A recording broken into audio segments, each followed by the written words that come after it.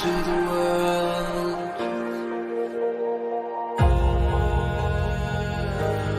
What have we done to the world?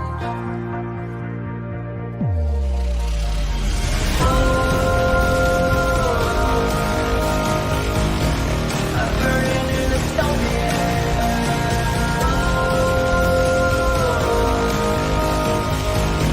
There's no place to hide.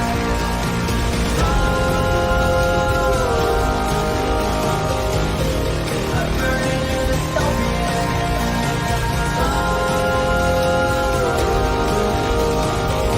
This is the final scene of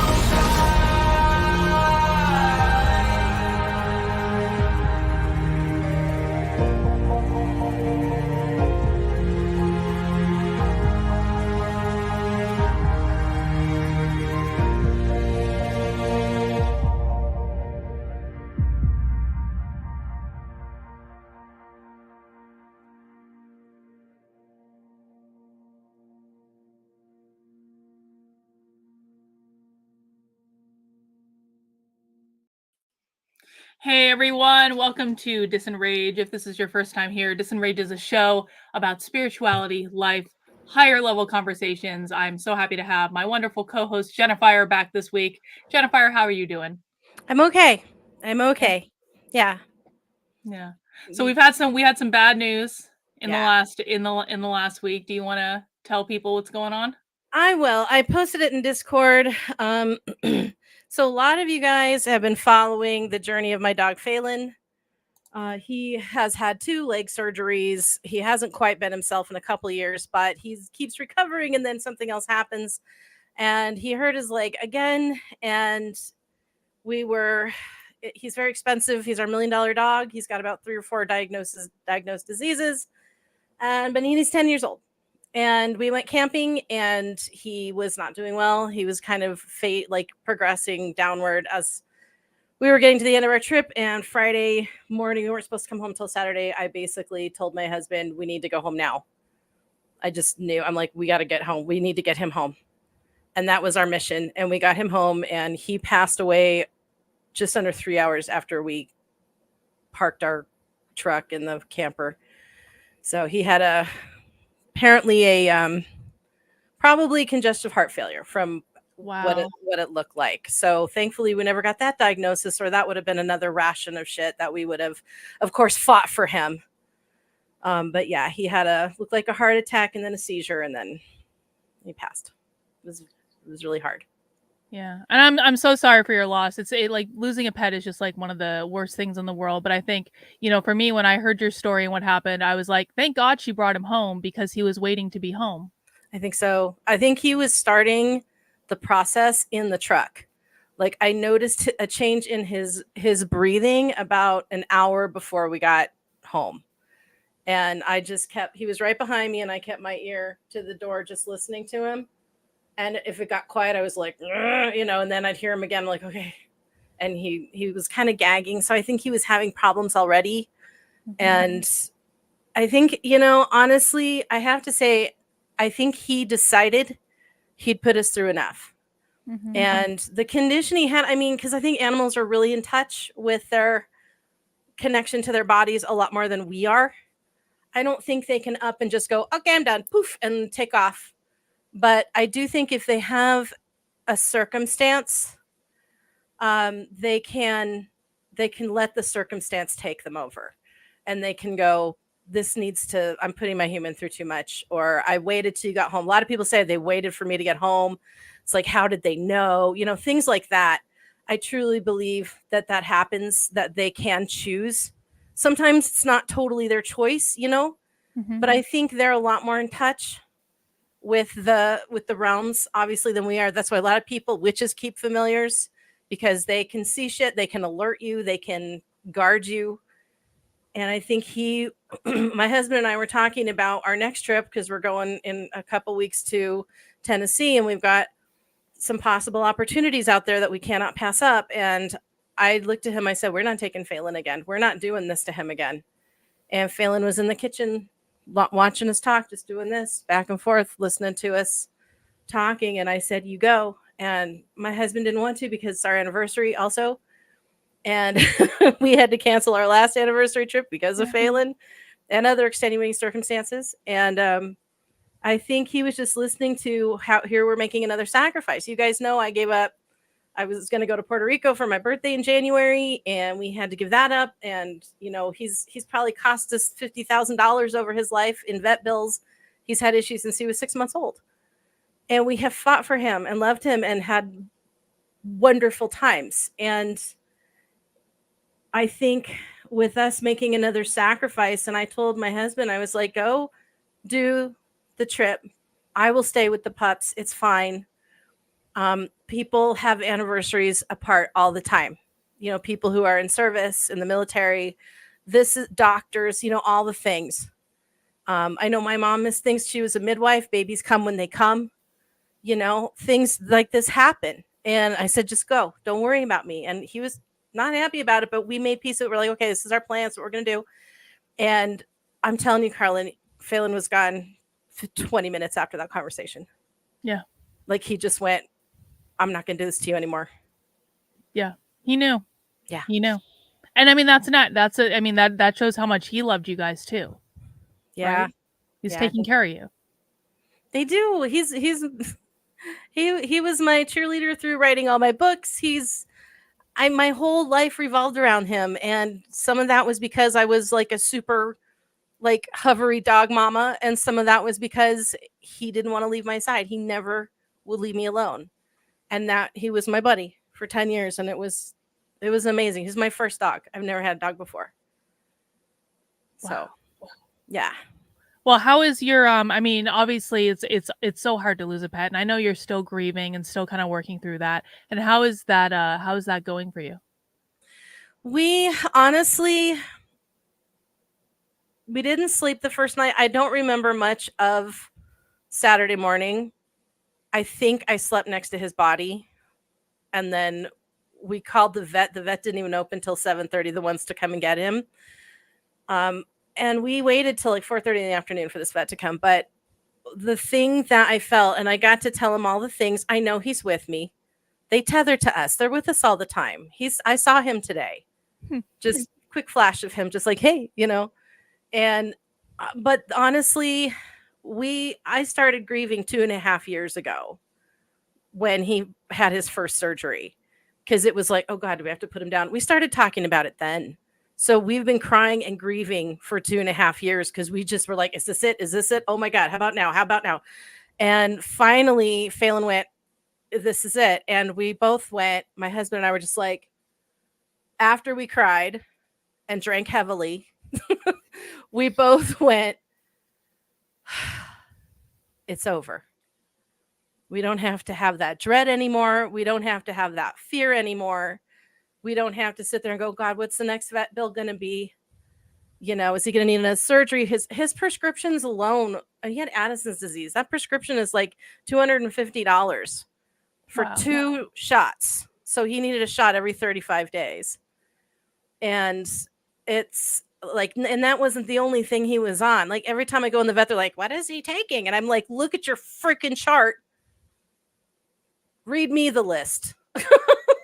He was on a lot of stuff. So we're both very relieved, to answer your question more specifically. We are both feeling the shift in the house, the change in the energy. My husband wouldn't go to sleep for 2 days. He was too scared to have nightmares and dream about him and relive, because it's hard when you witness passing. Being a gatekeeper is no fucking game. And I've done it several times with animals. And it is hard. And it drains you.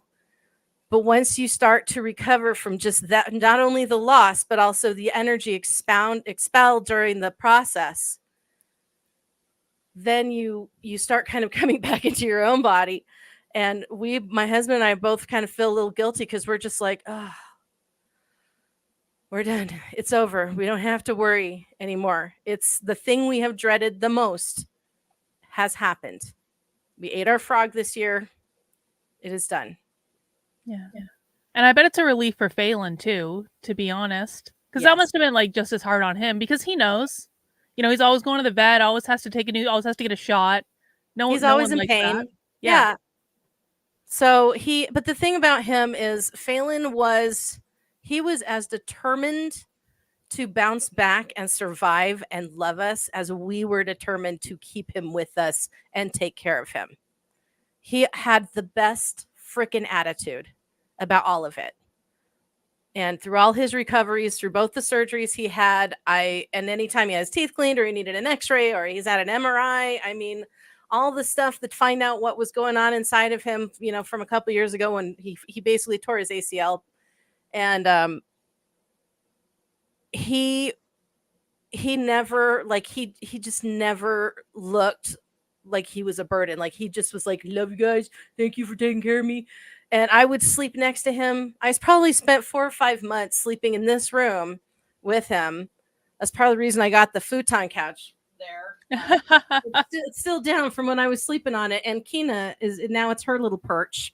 So I'm going to have to put that all back together and make it a couch again. But we've just spent so much of our lives with him, and he had the best attitude, and he was like, I'm good. And anytime we ask him, you want to go? Is it time to go? He'd look away like, nope, not yet. So we went, okay, let's keep trying. And there was a couple days because Michael kept saying, I think we're looking at the end of his life here. And like in an hour, that dog was like limping over with his ball. I still want to play. And he like brought the ball over. Don't you talk about that in front of me. And so we were like, I'm not going to give up on him. And I even told the universe, because what happened recently is he had really, really bad arthritis in the surgery knee, because that's what happens. They start getting surgeries and then nothing heals completely perfectly as it was. So he had developed terrible arthritis, and it was like bone on bone kind of stuff. Yeah. So he got another prescription for an injection that was supposed to help lubricate his joint, yada yada. And he was doing better. He was improving. He did really good. He was still limping. He had good days and bad days. But I'm trying to remember. Sorry, I told you I'd be a little scattered today. I'm trying to remember where I was with that. You're doing just fine. Don't worry about it. He was still wanting to play even then. And God, I totally lost my point. I know there was something else, but whatever. He didn't want. Oh yeah, he didn't want to leave. He kept wanting to play, and that's how he let us know, as he wanted to keep playing. But I think what took him out was probably a little bacteria left over from the last surgery when they took out the plate that was infected, because whoever vet put it in didn't have a very clean surgical site. Apparently, he developed a staph infection that was eating his bone away. Wow. So that's what canceled Puerto Rico. So we got another 8 months with him, though. Every minute is worth it. Yeah. So he knew when it was time to go, and you guys fought for him until he was ready, and that's a beautiful thing, right?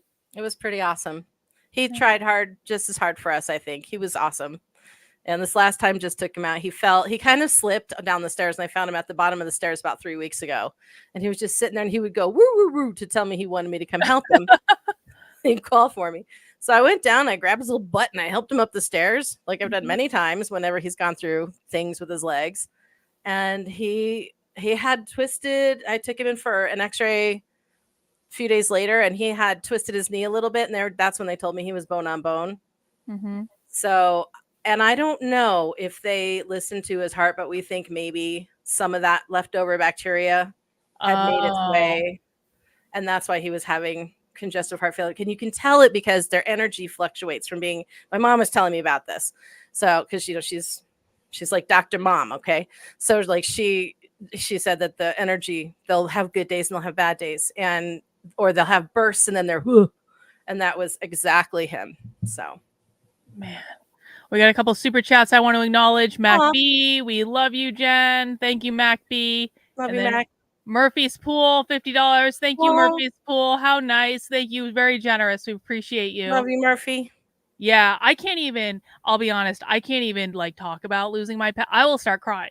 I'm almost crying right now. I'm like, nope, nope. It's bad. The struggle is real. Like, oh yeah. I have more emotions over losing animals than people every day of the week. Yes, because they can't talk. They can't tell us. And, you know, and with animals, and this is something that I think was, I don't know if it's because I know we have a video we're going to discuss a little bit that I don't know if it was in that. I watched a bunch of them. I was up all night last night. I'm running on about 5 hours of sleep. I'm a little loopy. Like I said, I'm still coming back into my own body.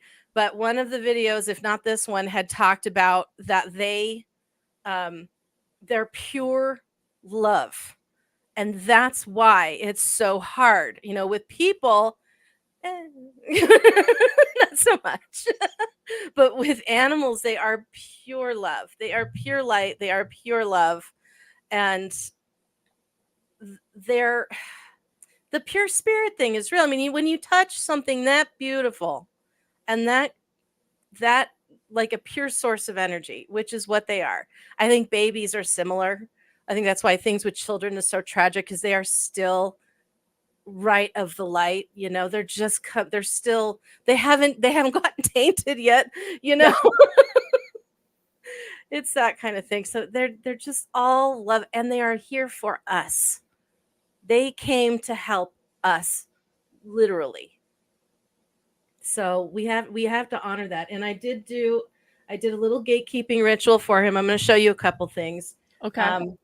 I do this with all my animals when they pass. This is one of my favorite athame. Oh wow, look at that. It's a oops, sorry, I'm still not used to the backwards camera thing happening here. I feel like the weather people when they're trying to point on the green screen. Okay, so this is Isis. It's an Isis athame, and she is only used for rituals. And I love the blade. It's very sharp, by the way. So Oh, wow, look at that. yeah. So this is one of my favorite athame. I love this athame. I have about 4 of them. There was a time when they just started coming my way for some reason. There's a little click. There we go. So what I do is I protect them with my blade. That I open a portal for them, and I protect them with my blade. That they are always welcome. The portal is so they can come and go and be with me whenever they want. It's there for them. Not anybody else can go through it. It's like a doggy door. Yes, exactly right. And then I tether them with whatever energy they want to give. I get them a heart stone. So this is Phelan's. My mother gave this to me. And when she gave it to me, I'm like, what the hell am I going to do with this? You know, I love you, Mom. But I was like, really? A heart-shaped rock? Like, why? And then when Phelan was passing, I was like, I need a heart stone because my last 2 animals were cats that passed. Well, no, I had 2 guinea pigs. And then previous to that, 2 cats that passed away. My 2 cats have heart stones. Chani had crystal blue eyes, and I had this beautiful blue crystal that I put on her while she was passing. And Azzy was a big fluffy gray cat, so I had this beautiful gray smooth river rock that I love that I gave to her while she was passing. Both of them died in my arms. And I put this on Phelan as he was taking his last gasps. And I said, any energy you want to give to tether you with us, you are always welcome. You are always with us, and we love you. And whenever I hold this, I can feel him. And it's the best thing ever. So my heart. And he is my heart on 4 paws. He was. I'm gonna cry. God damn it, Jennifer. Oh my God. Don't do it now. You're going to cry. I'm going to cry. Tom J said, I just got my cat's ashes back from the hospital today. He's home forever now. Feels more like a simulation than this. Yeah, for real. Fucking A. God. Yeah. It's like the hardest thing in the world. Yeah. It is.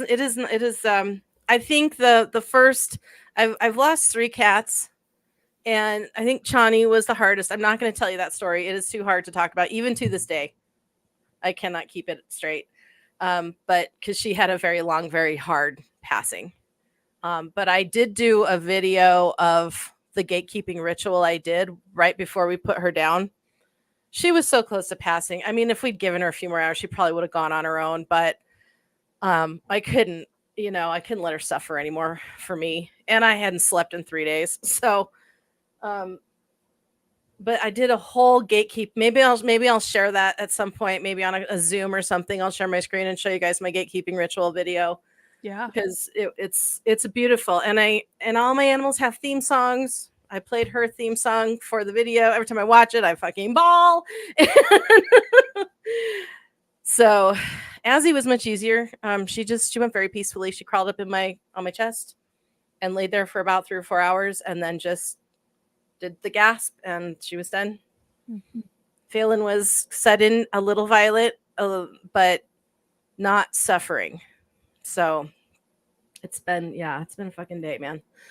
Is Yeah, it still Tuesday? I don't even know. I've never been around any of my pets when they died because Mm.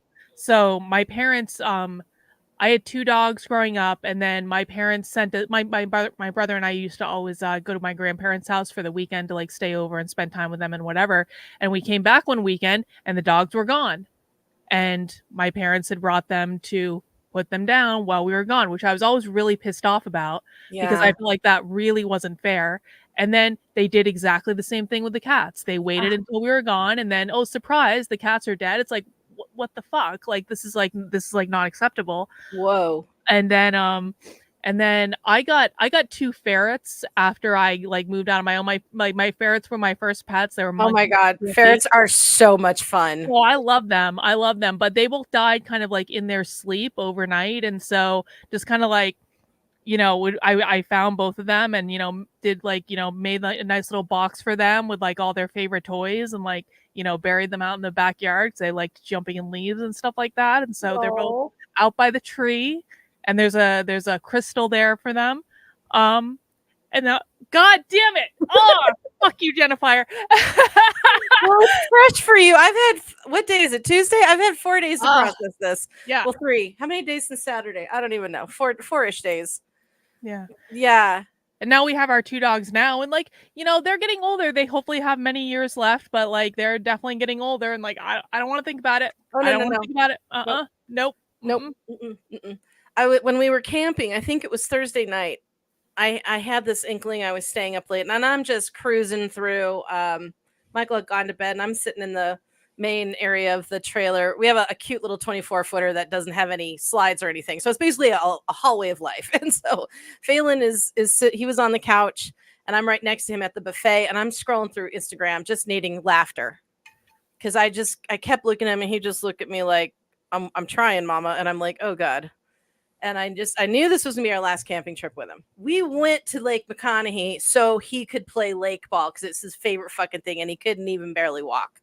So we couldn't even take him to the lake. And I'm like, well, it's the thought that counts, right? So I came across this. I don't know if I'm gonna try to get through this. I'm not gonna describe it too much, but it is a fucking Japanese animator who makes the most beautiful emotional shit you have ever seen, and it was called The Life of Death. And I'm like, I'm going to regret watching this. I can feel it now. And it was just basically death helping forest creatures to pass until he comes across a deer that he decides he doesn't want her to pass. So he begins to kind of protect her and observe her until she becomes familiar with him. And finally, at the end, she comes up and she goes to nudge him. And he was like, no. And it's all silent. It's just music and this beautiful animation, very simple animation. And the deer comes up and doesn't say anything, just Death is like, no. And the deer comes up and she just puts her nose on his shoulder and she's like, it's okay. I'm ready. And then he hold her and give her a hug, and then the deer died, and I just fucking lost my shit. That's when I really started to grieve, because I gag cried, like ugly gag cried, like there wasn't even any sound coming out of me, and I just fell over Phelan. We have a jackknife couch, and so I just fell over him. I just held him and cried. I don't know how long that fucking video's music was still playing in the background, and it was awful. It was beautiful because I got to do that, It was beautiful. And I'm really thankful that I saw that, because it was like the biggest burst of tension relief that we need. That's why we do cry so hard sometimes, is we've got to get our own shaking out. Yeah. So it was just awesome. I just kept kissing him and loving him, and I still remember his smell and everything, and so it was beautiful. And I'm just so grateful for that moment. And that was the night I went, we gotta go home now. We're done. I don't even know which eye has the mascara running. There we go. I only got 2 of them. At least it's a 50-50 shot. Anyhow, so when he did pass, my husband and I were arm in arm around him and just telling him we love him. I could feel his energy blanketed around us like a big hug. And we were like, we love you. You know, we said all the things, and we both cried, and then we both started drinking and crying. And my husband makes rum. So he had this pretty little bottle that he had distilled the day as he was passing. Mm-hmm. My gray fluffy kitty. And he said, this is Azzy's rum. He goes, I can't let anybody else drink this because it's got too much grief in it. And so we've been slowly, and it's been about, 3 years since she's passed, I want to say. And so we drink it on very special occasions, and we drank some when both my guinea pigs, I lost Petunia in December. I lost Zinnia in January. And every now and then I take a little sip when I feel them. And there was just a little bit left, and we finished it off. And he was like, no, don't finish it. And I said, yeah, we're finishing it. We're passing the baton tonight. And then he filled it up with his barrel age. So it's golden. It's almost the same color as Phelan. And that's going to be our next one. That's our special occasion. And now we still have Keena. I don't know where she went. She's like, I'm done absorbing your grief. She went out and just in the living room. How is she doing? Because I know I imagine that she's like looking for Phelan, and what do you think? She was in the room when he passed. So she watched it all. She knew exactly. She smelled him. She just laid next to him. They were not close. They weren't like buddies. They kind of were more buddies when we first got her, when she was a little younger. He was 10, she was 9. We think she's a year younger than him, not 100% sure. But when they kind of didn't play together anymore, and he kept trying to initiate play with her, and she was like, ew, no, I will dirty my nails. She was like, mm-mm. So they weren't as close, but we're a pack. So, and he was the alpha, and I think she was, he's always been there. And she was the one who stayed with him at night when I was like, I can't sleep up here anymore. I got to go to my bed. And I would leave Keena up here so that Phelan wouldn't be alone. And she kind of fought me a little on that. And then she started realizing what her role was. And so she's been his caretaker, energetically and emotionally, I think. So, sorry, now I don't know how to fix my hair. There we go. Oh, you look fine. Don't worry about it. I'm wearing a hat. That's how bad my hair looks. I'm wearing a hat. I got one too, but I'm too hot. It's too hot in here. Anyhow, yeah. So she's been grieving in that she's been very low energy and very mellow. Normally, if I ask her to come jump up with me on the bed, she will jump right up and snuggle. And when I do that, she just looks up like, I don't know if I should. That's not my place. Because Phelan always slept up with us. We trained him from a little puppy to sleep between our legs, and which was a big mistake when you have a large dog once they grow up, let me tell you. But she kind of like, she won't, like, it's almost like he is coding the bed, and she doesn't want to interfere with that. My cat, however, this has been interesting. The cat don't give a fuck. Jonah's like, I got this. Watch, She jumped right up, and it was so weird. She actually sat between our legs last night, this morning, I think, when I was going to bed, and she jumped up and like did the flat tire thing right between our leg. And I'm like, she's never done that before. And I'm like, wow, interesting. So, but she came right up after he passed. She came up probably an hour or two after, maybe an hour after he passed, or two. I don't know. Like I said, it's been a blur. She came up in here and came right into the office, which she hasn't done much of. She's been more of a downstairs cat because the dogs are up here. She stays away from them. But she came right up and then she was like, whoa. And doing the whole like smelling and just being real spooky, like, oh shit. And then she kind of did some twirls and then she left. And then a few minutes later, she did it again just to check. Is he really okay? I'm not going to be next, So she's my like night kitty. She comes and texts me in at night. So anyway, yeah. So that's pretty much it. Anyway. Well, we do have a video that you sent that we thought we could kind of watch together and talk about. You want to pull that up? Me? Well, I can pull it up, I guess. You pull it up. I don't know how this shit works. I'm not in my body. Do you want me to pull it up? Yes, there we go. All right. Here it is. This is the right one, right? The hour-long one?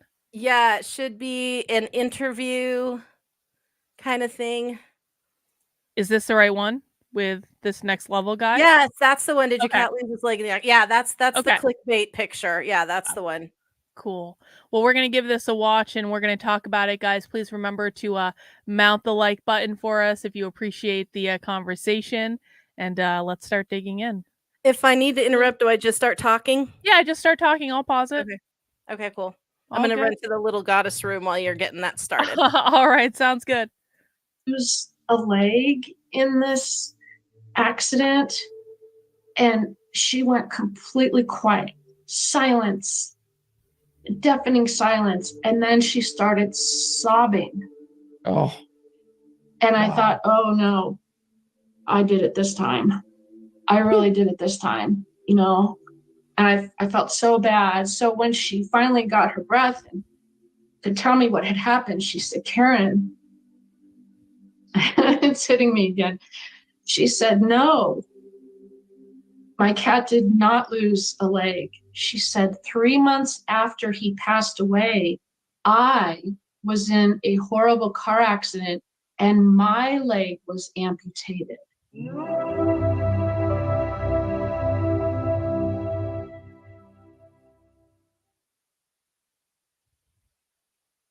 I'd like to welcome to the show Karen Anderson. How you doing, Karen? I'm doing great. Thanks, Alex. Thank you so much for coming on the show. I'm excited to talk to you because this is a subject that I get asked about all the time. It comes up in interviews, it comes up in conversations.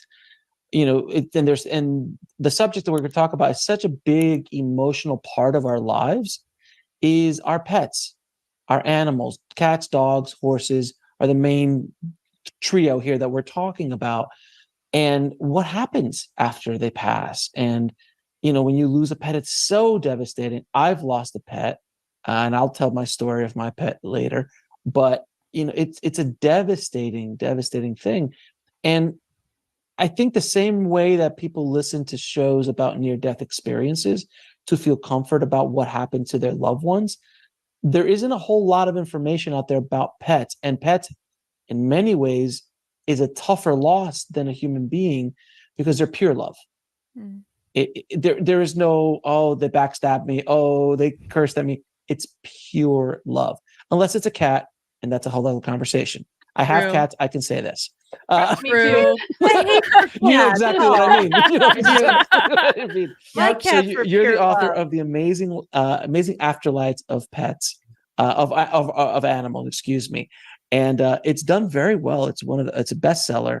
And I thought, well, if I'm going to bring somebody on to talk about animals in the afterlife, you were the person. So I appreciate you coming on. I am looking forward to diving into this subject for my audience. Oh, thank you so much. And I'm excited too. I have so much to share. So first question is, when did you discover this ability of being able to communicate with animals on the other side? Well, I think my earliest memory is probably around, maybe when I was 5 or 6, where I could see spirits, human spirits. Okay. So it started out human spirits. I could communicate with my living pets. And that's where it all started to surface. So I can't ever remember a time where I wasn't able to communicate with departed spirits. So it's just it just is part of me as far back as I can go. So let me ask you this then. When you decided to come out of the closet, if you will, I always like asking this question. When you came out of the "I could talk to animals on the other side" closet, I'm assuming wasn't well welcomed by everybody in your life. So, because I've had people, I have channels, I have psychics, I have mediums. That's a tough gig. There's no question. Coming out to your family, going, "I'm a psychic, I'm a channel, I'm a medium," but to come out and say, and as I say this out loud, it sounds crazy, and you will agree with me.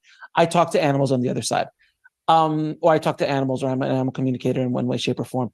Do you want to talk to Spot? I can hook you up.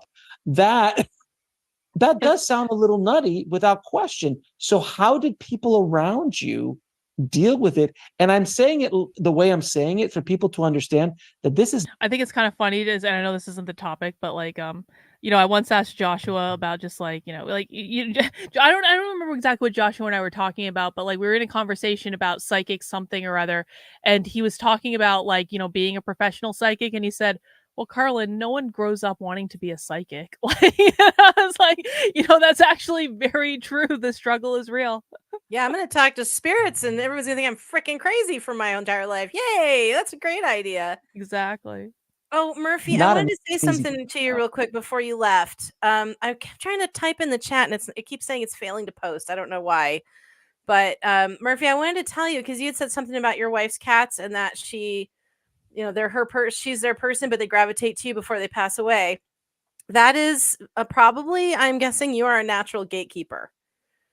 Some people have that vibe and they just naturally have, not to spook you, but a little bit of vortex energy that makes it very easier, and it's very comforting to be around you, and you help them with the process, literally.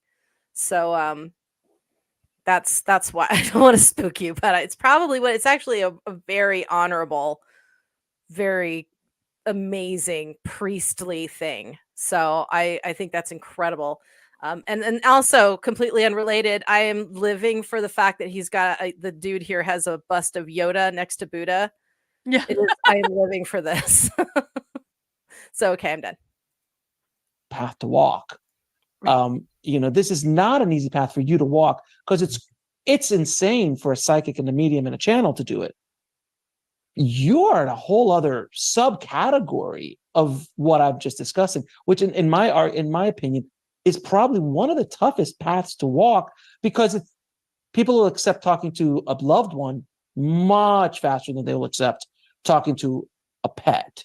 So go ahead, my dear. Well, let me just say, I have some really thick skin. Okay.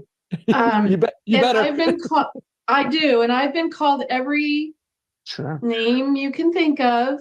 Mm-hmm. And it used to bother me. It doesn't bother me anymore. I don't care if it's, maybe the first time someone's heard about animal communication, they still have an interest. Like they'll lean in and go, "Oh, well, you should talk to my dog, or you should talk to my cat." So even if they're just borderline, like, this woman's nuts, there's still that little teeny spark of interest where they want to know more. So I would say that truly my background in law enforcement helped me develop the thickest skin on the planet. Real quick, before you continue, please let everybody know you have a background in law enforcement. You weren't like, a gypsy walking in the, in the countryside, going from show to show, or a carny. You were you had a serious career. So I did. Please. I did. I know, it's crazy, right? From deputy to psychic. It didn't make any sense back then, but now as I look back on it, it's like, oh, I get it. That totally makes sense. Mm-hmm. So here's the fun part. My family thought I was nuts enough when I said I was going to become a cop. This was back in the late 90s. Mm-hmm. At that point, they're just like, "Oh my God, Karen's lost her mind." And then when I finally announced I was leaving law enforcement, they were thrilled until I told them what I was going to be doing. And that was like, wah, wah. There goes Karen again. Yep. And you know what? It's fine. Some of them still don't get it. Sure. It's okay. I get it. It's just a weird thing. It's strange, but it's amazing. And that's why I couldn't really convinced myself to stop what I was doing because it just blew my mind every time. When my mind gets blown and I'm the one conducting the session, I want more of that. I want to know more. So I just kept leaning in, and it just kept growing and growing. It didn't start out with departed pets. It started out with all animal communication. And then it just, from there, it started morphing into departed pets in the afterlife, because those messages were just incredibly healing, especially to someone who's in that dark, dark place that can't break out of that thought that, you know, their beloved companion is gone forever. And then I deliver one itsy bitsy teeny tiny little message that only that pet would know. And boom, you can feel the shift in the room as that healing moment takes place. I got addicted to that. I will fully admit it. I got addicted to that feeling when somebody shifted from that deep, dark place of grief to that, oh, there's no way you could have known about that. There's only one being in this whole world that knew that, and that was my companion. So it's interesting. It's interesting after speaking to, I don't know, probably over 100 near-death experiences now, and many of them, their pets are there as a comforting. All their pets, from like every pet they ever had, shows up as a comforting thing. And I heard one the other day that was telling me that, like, where the family members and relatives and ancestors weren't that close, their pets could come right up to them, because there wasn't, like, you can't really have a conversation, quote unquote, with pets. But if you bring up, you know, Aunt Jane, like, Aunt Jane, where you been? It wasn't that place, because she wasn't going to stay. She was going to go back. So that was very interesting to me. Like the dog came up and was hanging out and things like that, because well, let me ask you, because you have such an insight on animals and what their purpose is here for us. You know,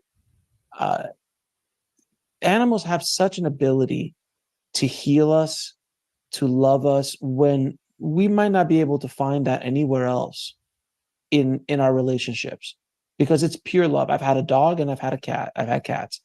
And my dog was pure love all the time, no matter what. It was absolute pure love. Like I said, cats are different. By the way, I never thought I would be own a cat, but my family had to get one, and I was like, all right. And now I've learned to love them. They're just different. It's a different vibe. Yes. You earn their love. You earn their love, one treat at a time.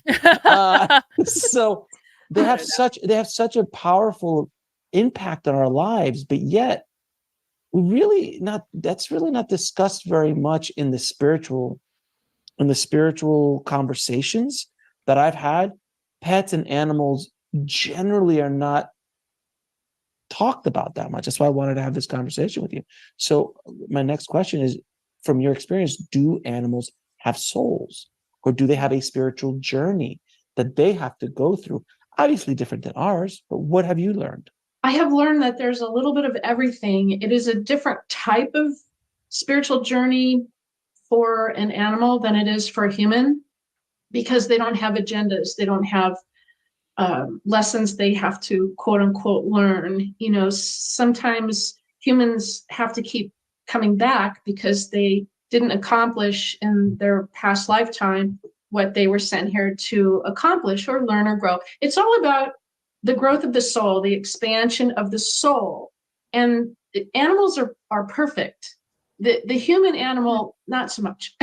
So you really can't improve on perfection. You know, animals are. Go ahead. Yeah, she's talking about how animals are already perfect, and I agree with this. You don't come into the world as like a bad dog that has karmic debt that has to fix it or anything like that, or a cat. I know people are going to disagree with me. I'm a cat person. I got dogs because of my husband. Now I'm an everything, whatever. I love them all person. But they don't come in having to like learn stuff or balance their karma or anything like that. They're already set. They're already pure and gorgeous and perfect. We're the ones that make fucked up decisions and screw up our shit and have to come back and learn. And we are the ones who develop to the evolution of enlightenment. Whereas I think in many ways the animals are already there. They're already there. They're like ascended masters that choose to come back and help us along our way. So that's Also, all. I was gonna ask. So do you think that people like that spirits can choose to incarnate as like a human or an animal, just depending on like what the deal is, or I mean, or anything else? I mean, I suppose.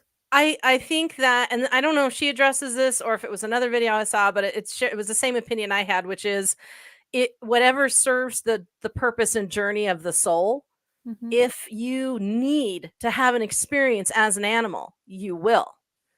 I think there are some animals who are able to inhabit human bodies. I wonder sometimes if that's in some of our people who are, I want to say like maybe some of the gorgeous Down syndrome people. I love them. They're some of my favorite humans on the earth, but they're so much like, they remind me so much of that pure light, that complete love.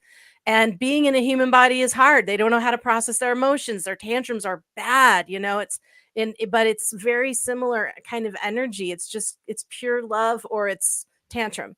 And they have to learn how to balance it, but they don't have to then take on the journey of a human soul. They aren't a human soul. I think in some cases, excuse me, I just swallowed my spit in the wrong way. Pardon me. I don't necessarily think they have to go through an entire human journey. I wonder if sometimes they inhabit maybe a child that's not going to live very long, just so they can have that experience. In my realm, everything is possible. Whatever serves the greater good of the plan of the humans, of the plan of that animal, that's what's going to happen. I don't really buy the whole Buddhist thing where you evolve from a bug to a rat to a cat to Yeah, I don't buy that either. I can't, because how are you a good or a bad beetle, or how are you a good or bad mouse or whatever, so I just think that whatever soul they are, that's what they are. They come back as that continuously, and if they get to have an experience or for some reason they do advance enough, I had a communication with my soul cat after she passed away that she was kind of saying she wanted to come through me. Mm-hmm. And I was looking at maybe having kids at the time, and I was like, whoa, that's heavy. That's very rare. Now it can happen. They can evolve. Absolutely everything does in a certain way, but I mean, it's really, again, it's up to their purpose and their journey, and whether or not she's decided to come through someone else. I don't think so. I keep seeing her, so I think she's still with me, but I don't think it's one of those, I'm just going to go do this life and that life. But I do think we've had experiences. I think many people, like, you can look at someone and tell they're like a panther, like they've had panther energy experience. Oh yeah. Or wolf, yeah, totally. So I think lion. Yes, lions. People sometimes look hawks. like lions sometimes. Yeah, I think that it is possible. We might go take a vacation in an animal for a while. I don't see why not, so. I mean, I almost think like if you, it could almost be like I don't know exactly the right way to put this, but like if you need to learn how to give love to other people, go be an animal. You're going to learn how to give love to people, Absolutely. That would be the quickest, fastest trip to do that. And it would also be very difficult because remember, you are an animal now. You cannot talk to them. You cannot you can only do what animal bodies can do. And so you are also helpless in a way. And that's one thing that I love when people are, especially, and I try to do this, to be very keyed in to their animal's behavior. If they look like they need a hug or they're asking you for something, talk to them, find out, try different things, give them a hug, do what you need to do, because they cannot talk to you. Yeah. So anyway, yeah. Are pretty perfect in every way, shape, and form. So they don't have to keep returning for the same reasons that we keep returning. There is usually a reason they come back if they do choose to reincarnate and come back, and that is for our benefit, to help us. So they're truly in our best. Hang on, we got a super chat from Andre. Cats and dogs are guardians of overworld and underworld like other life forms. I saved money in my lifetime, especially by paying attention to driving. Wow. Yes. Many. Yeah. No, definitely, because you don't want to take them out accidentally. Sometimes they're, not able to get out of the way fast enough. But yeah, they absolutely, well, cats definitely are underworld associated for sure. I think that's why they spook a lot of us, because they are between the worlds, literally. And they are the guardians. That's what Goddess Bast is all about, the guardian of the underworld for the Egyptians. And which is like one of my tangent favorite scenes in the movie The Mummy with Brendan Fraser, when he's got the cat, he's like, look what I got, and the mummy's like, hey, because they can take your souls. They would escort the soul, they would open the doorways, and which makes them perfect protectors for, as we were talking the other week about spirit beings and things, that visitations. And but dogs, yeah, again, like we said in the beginning of this particular episode, where they have a different connection to the realms than we do. We're a lot more focused here in our physical, like blinders focused here, and animals are more peripheral. There's a great episode of The Twilight Zone that I love, that I'd love to watch for like our movie nights sometimes. And I think I threatened to do this for my birthday month, and I never picked out the episodes of The Twilight Zone. But there's my favorite episode of The Twilight Zone is basically the story of this old guy and his dog, and they go hunting and they die while they're hunting, but they don't know that they're dead. And so they kind of come back and they see the guy's funeral, kind of like from the perspective of like being dead, and then he figures out like, oh, okay, I'm dead, like I understand, I can see what's going on.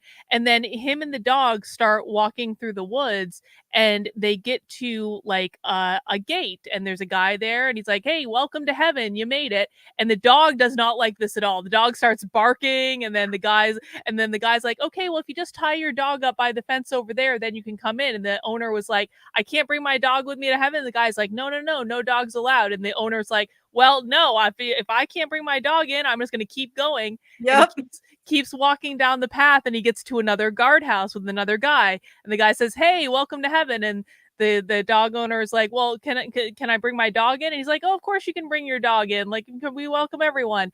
And then he's like, but what about that guy down there? He's like, that's not where you want to go.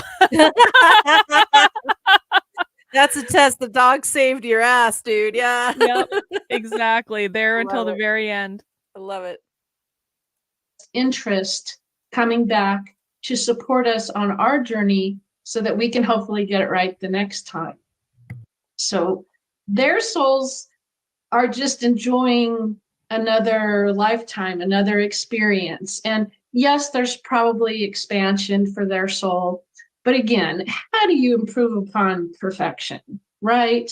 I mean, truly, it's us. We need the little improvements each time we come back.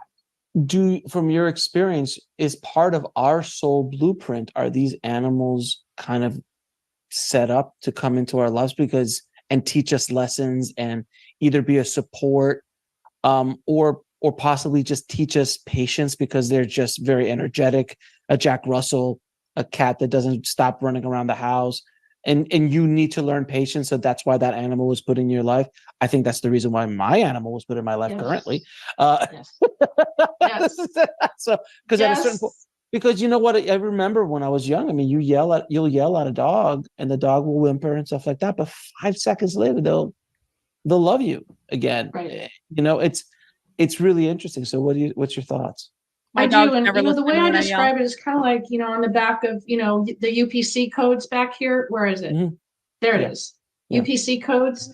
I feel that our companions are coded to us. So maybe not in every lifetime, but throughout our lifetimes, because we come back many, many times. Humans do. Mm-hmm. Animals don't always. Sometimes they just spend time in the afterlife, because why wouldn't you? It's perfect over there. But I do believe that they're coded to us. So no matter which lifetime we're in, if they choose to come back, we'll find them in some way, shape, or form. They may be a little different than they were the last. When I got Honey, who's my Chihuahua, I never thought I would get a Chihuahua in my life. A Chihuahua was not a part of my life plan. But there's this like pet store, and I mean, people can have all the feelings they want about pet stores, like whatever, like, but there's this pet store that's relatively close to me, and my ferret had just died. And and this pet store, basically they have like these open pens with the dogs in, so you can go in and pet the dogs and spend time with the dogs or whatever. And I was sad, and I went to play with the dogs in the pet store, okay? And so then I was like, I saw, and all the dogs are yelling and barking and like doing all the things that dog, they're roughhousing and all, because they're all puppies. And then I see Honey, it's this little black chihuahua, just sitting there perfectly looking at me. And I'm like, damn it.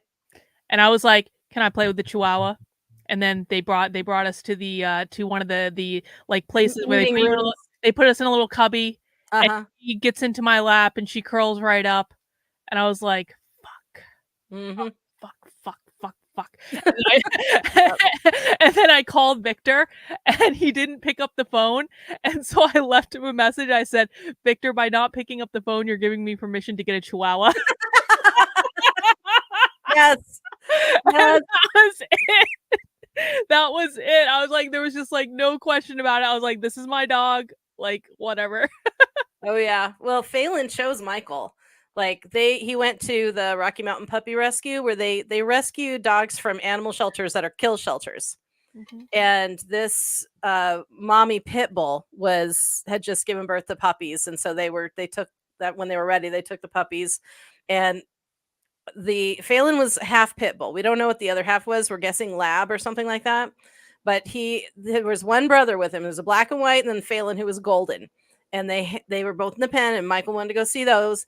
And the white one, he was playing with the white one, and the black and white was like super sweet, and or I guess brown and white, I don't know anyway. But he was playing, and he was really sweet. And Phelan came over, 9 weeks old, comes over, wrestles his brother away, like ooh, like pushes him off, and jumps up into Michael's lap, curls up, and went to sleep. Mm-hmm. And Michael went, I guess you're mine. I'll take this one. And that's how we got him. And I'm like, you bastard. But we wanted, so it was good. Incarnation, but I do believe that our souls have that same coding, if you will, for lack of a better word. So you don't have to ever worry about finding them or not finding them. It's meant to happen. You'll be together. There will be a way, and it will happen. And you just have to trust that. Because I have a lot of people that will ask me, well, how do I know where to find them? How do I know where to look? And I tell them, you just have to pay attention. Your heart will speak to you. There's something that happens when we connect with an animal that you can't even describe it. So your heart, your soul, your higher self recognizes the soul of your returning animal before your conscious person recognizes them. And it'll be instant. You'll be drawn to each other. You know, it's really interesting that like you look into the eyes of an animal, especially some of the larger animals like an elephant or a horse. I mean, you see this depth in those. There is something going on behind those eyes. They're not just automatons walking around the earth. There is, like, and of course with dogs and cats, but I remember specifically the elephant. Like you can sense sadness with them sometimes. You can sense happiness. I mean, obviously it's easy with a dog. You can tell when they're happy or when they're sad pretty quickly. But there's something going on there. Do you believe, I've heard this from other spiritual masters, believe it or not, that there is an evolution to animals, meaning they grow as a soul, as an entity, if you will. And then they might get to a point where they graduate to becoming a human soul, a young human soul. I'd love to hear from your point of view if that's possible, because their explanation was if there's animals who are hanging around humans for long periods of times, many lifetimes over, where you have that super smart dog or super smart horse or something like that, where that you like Lassie, for example, let's just use the famous one, Lassie, or Benji or something like that. They're so far beyond their counterparts that there's something else going on. They're super smart. That maybe their next level is to evolve to a young human soul. I'm just curious your point of view. That I've heard of that. I'm just curious. Well, it's interesting because I waffle back and forth on which type of soul is the graduation. Is it the graduation of the human soul, or is it that the human graduates to the animal soul? I understand, because it's so pure in that sense. Yes, because truly the reason that our animals are with us. There's, hundreds of reasons why they could be with us, but they are so pure of heart. They're pure of soul. They are truly the unconditional love that humans, we have to really work at that. They don't. So who's graduating to whose level? In the mental capacity, of course, there's that. But I think that we have just as much to learn from them, if not more, because they live their life so purely and so much in the moment. And Alex, I'm guilty of this.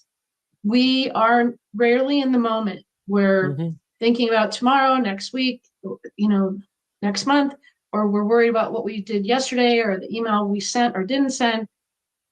Not so much with the animals. They are right here, right now. They're in the moment. They're in the sunspot. They're running through the grass. They're enjoying the sunshine. And what are we doing? We're chasing around thoughts. And they are not. No. Well, to a certain extent, though, and I'll push back just slightly, is that animals, you're right, are perfect, but they're not as complex. True.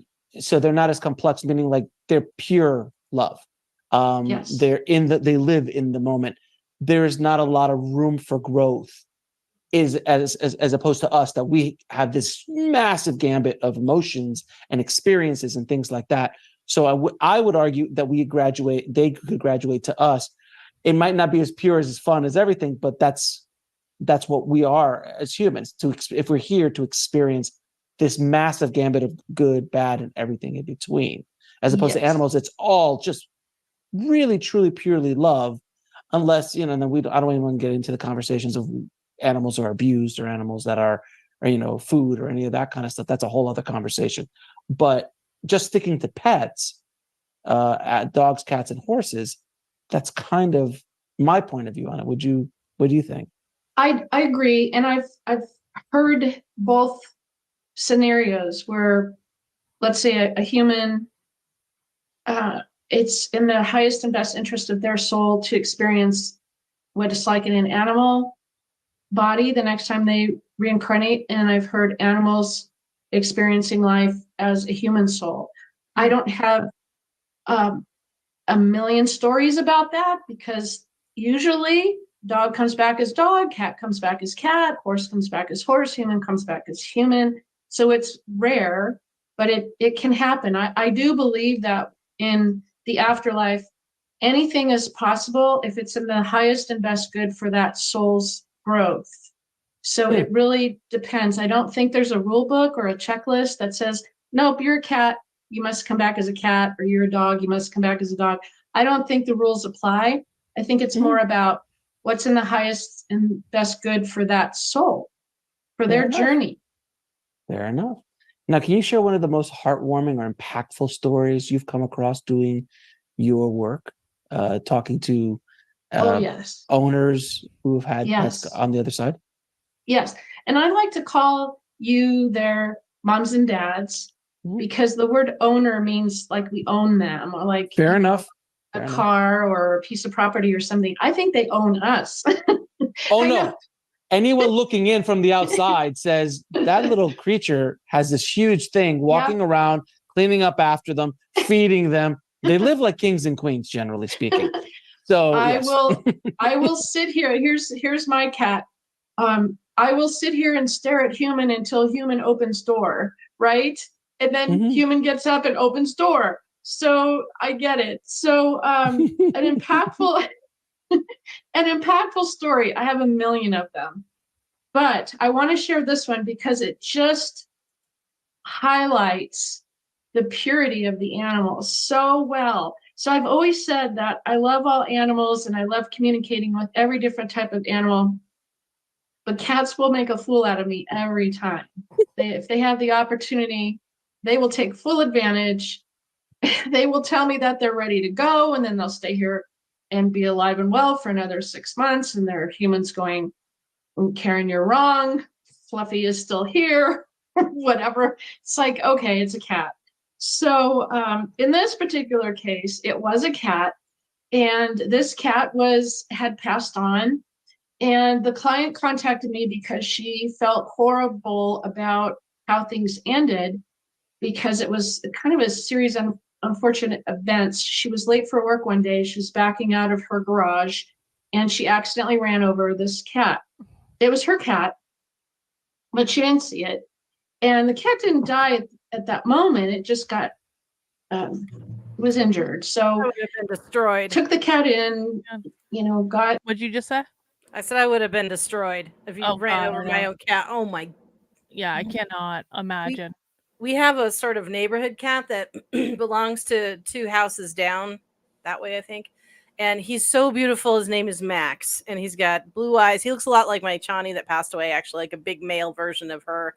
But they always let him out. He never has gotten into a fight. He doesn't mark. I've never smelled cat urine or anything. He's just the sweetest. Comes right up, gets loves. Everybody knows him.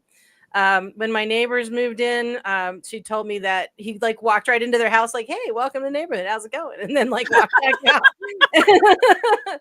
He's awesome, but I worry Like, about hello, sir. Hello, sir. Yeah, hello, welcome, and you are. Yeah, but he jumped up like the times that I have been when I was I redid the interior of our trailer when we bought it. And he came up and kept me company, and I'm like, "Hey Max, how's it going?" And he just hangs out. He just wants pets, and then he flits off. He's done.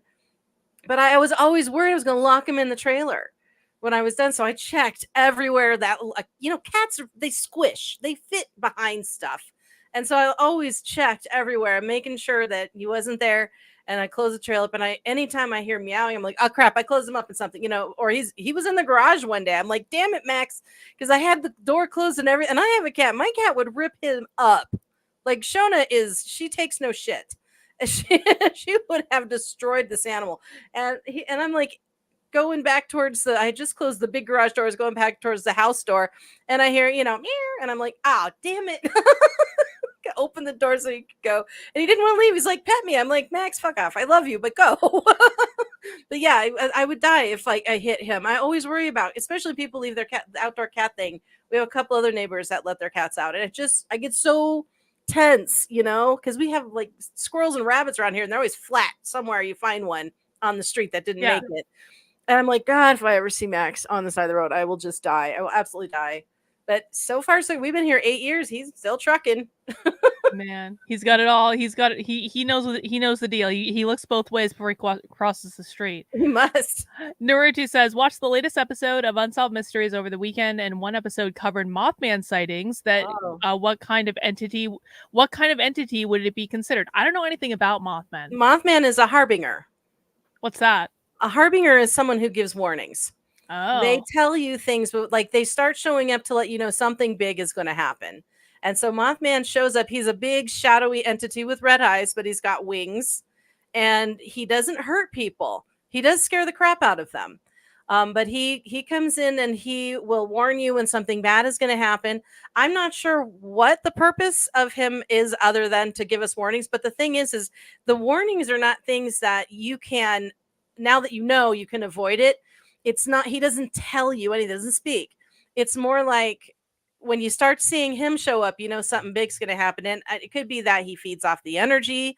Who knows? Yeah, that seems like an evil thing, actually, to be honest, because it's like he just shows up. You have no idea what's going on. There's nothing you can do about it except freak out. There's a movie that was made called The Mothman. Yeah.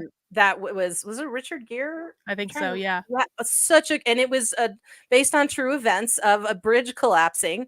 And the Mothman started showing up in this little town about, 4 or 5 days before the bridge collapsed. And it's just, we have to do that on a movie night one night. It's so good. It's such a good movie. But yeah, there's people have had tons of sightings, and then something like that happens and tons of people die. It's crazy. Man. Treatment, but the cat never fully recovered, and eventually it succumbed to its injuries and passed away. So she felt responsible, of course, right? Because she ran over it. So when I was communicating with the cat, now she's on the phone with me. So all I have is a picture of the cat. I work off of a photo of the animal. And this cat started sharing the love that I had for her. And she actually rescued it off the streets. And it just was showing all of this, complete appreciation for everything she had done for it. And it kept showing me an amputated leg. I'm sorry, but that's what it was showing me. I kept seeing a leg, like a human leg. And I thought, I don't want to. I thought the cat was trying to tell me its leg got amputated and it didn't know how to show me its leg, so it was showing me a human leg. I don't always know what they're showing me. So I hesitated. And after the third time, I have a rule. If an animal shares the message with me 3 times, I have to share it. That means it's important and I need to deliver it as gently as I can. So I finally said to my client, I'm really sorry. I don't mean to, trigger anything here for you. But did your cat lose a leg in this accident? And she went completely quiet, silence, deafening silence. And then she started sobbing. Oh. And I thought, oh no, I did it this time.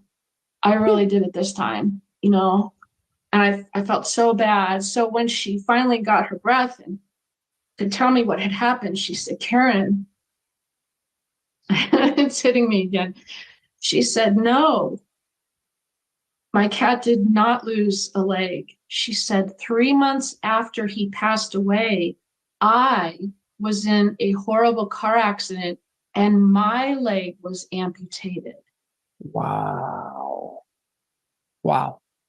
So for her, the cat didn't know that when it was alive. It would only know that if it was still around her after it had passed, because it could see what she was going through with her leg being amputated.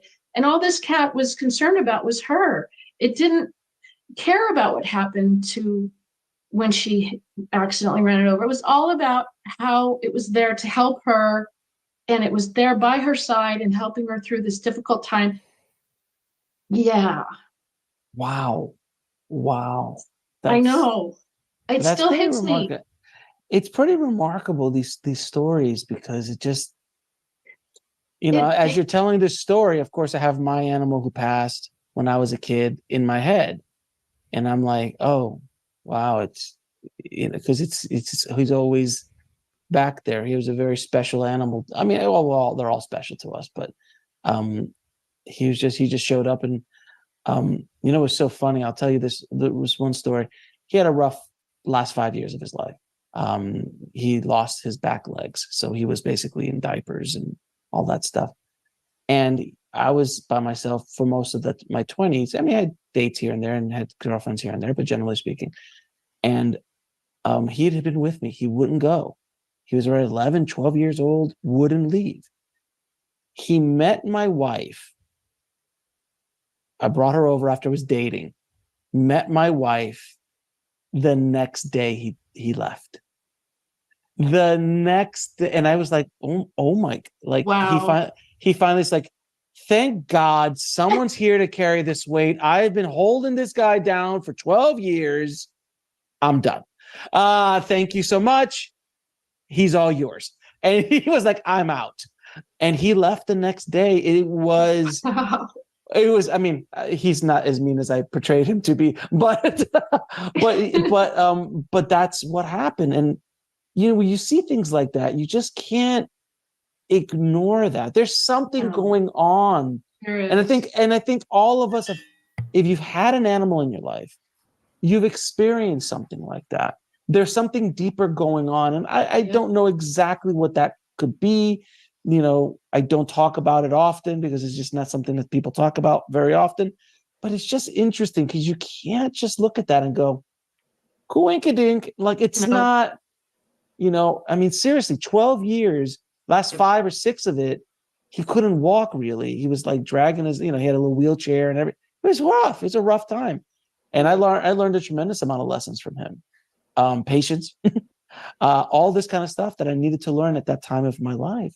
So it was pretty remarkable. I'm sure you've heard stories like that as well. Well, that's a good one. And I think that, this it's an honor to have them in our lives, and that they entrust us with their care and their well-being, and that they basically want us to be their caretaker, and they choose us in some cases. And it's a beautiful thing. It's unlike any other relationship we have as a human being.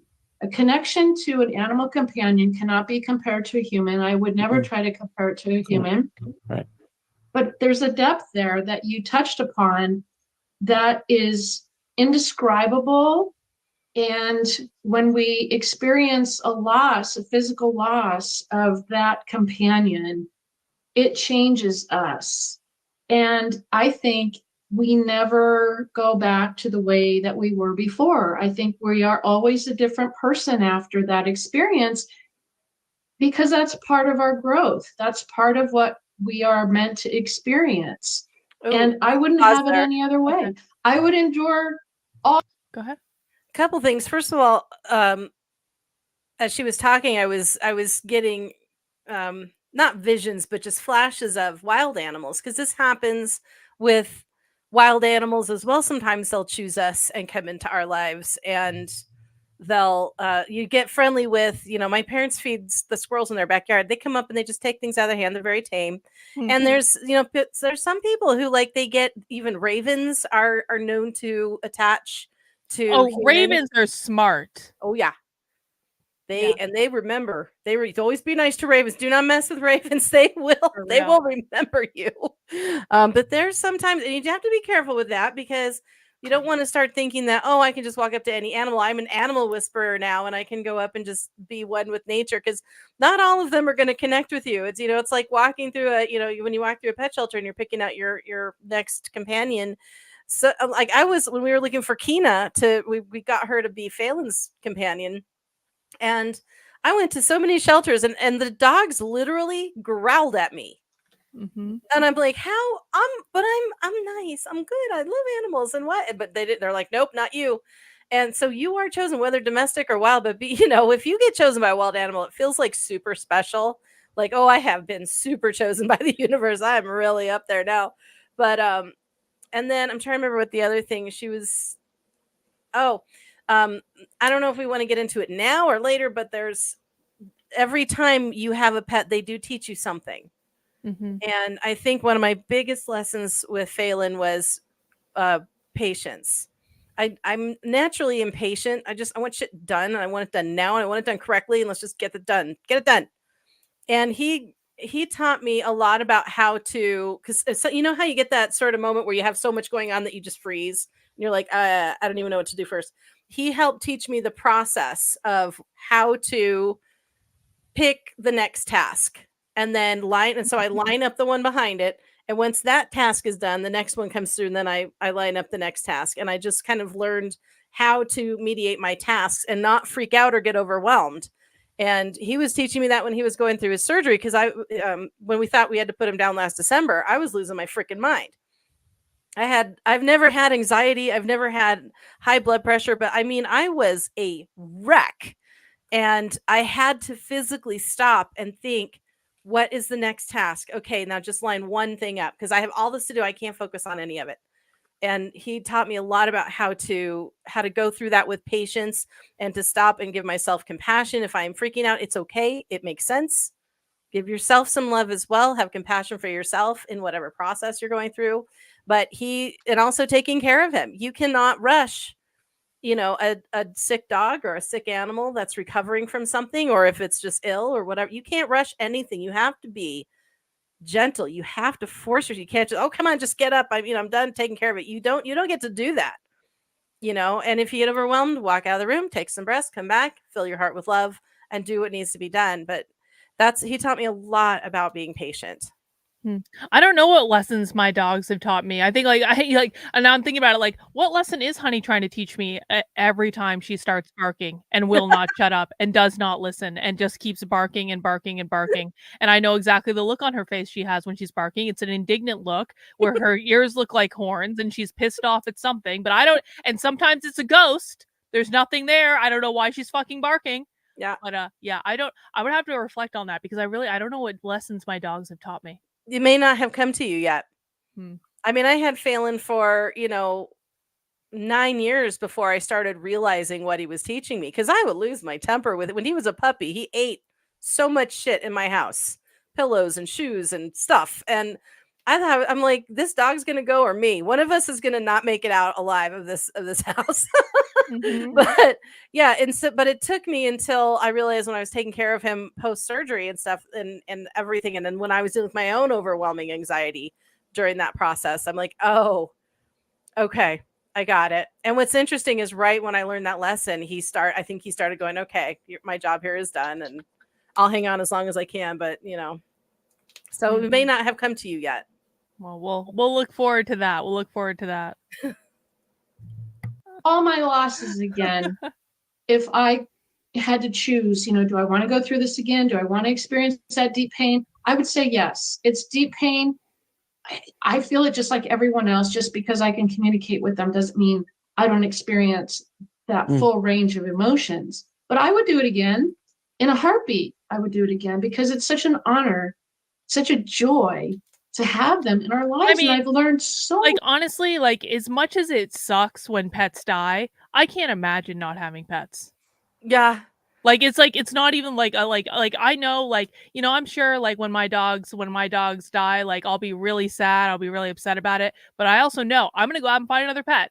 Like, and it's probably gonna come to me pretty quickly, because I'm impatient AF, and I'm not gonna wait around, and then the pet is gonna show up, and there's gonna be another pet, and that's just gonna be the way it is. We've been talking about, like, it's just like a can of Pringles. You're just sitting there just chowing them down. You just need more. Yep. I was like that with guinea pigs, and I'm like, I know I'm always going to have cats. And then it was a few weeks ago, I had gotten very frustrated with some issues that we were having, because Phelan had because he had twisted his knee, and so he was having a lot of accidents. He got on some more medication. He got a painkiller that was not reacting with him well, and he was just spraying diarrhea all over the house.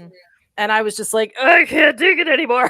And then my cat suddenly at the same time decided her litter box just is not good enough for her. So she starts outside the litter, and I'm like, I am so sick of dealing with what comes out of animals right now. I'm like, no more goddamn pets. We are done. I am so tired of this. And now, of course, I'm like, oh, we're going to get more pit bulls. I love pit bulls. Yay. It's awful. Yeah. I need time. I need some damn time. We got to recover financially from all this crap first. Much from them. Well, let me ask you, from your perspective, do animals have a different perception of the afterlife or the other side than humans do? What is their perception? Yeah. How can you explain the difference? Oh, totally different. Unlimited food, big all the time. I didn't even know that I believed in the afterlife. The first departed animal I communicated with, I didn't know it was departed, and I freaked out. I thought, oh my gosh, I'm doing something I shouldn't be doing. I was so naive back then, but we're talking about the late 90s.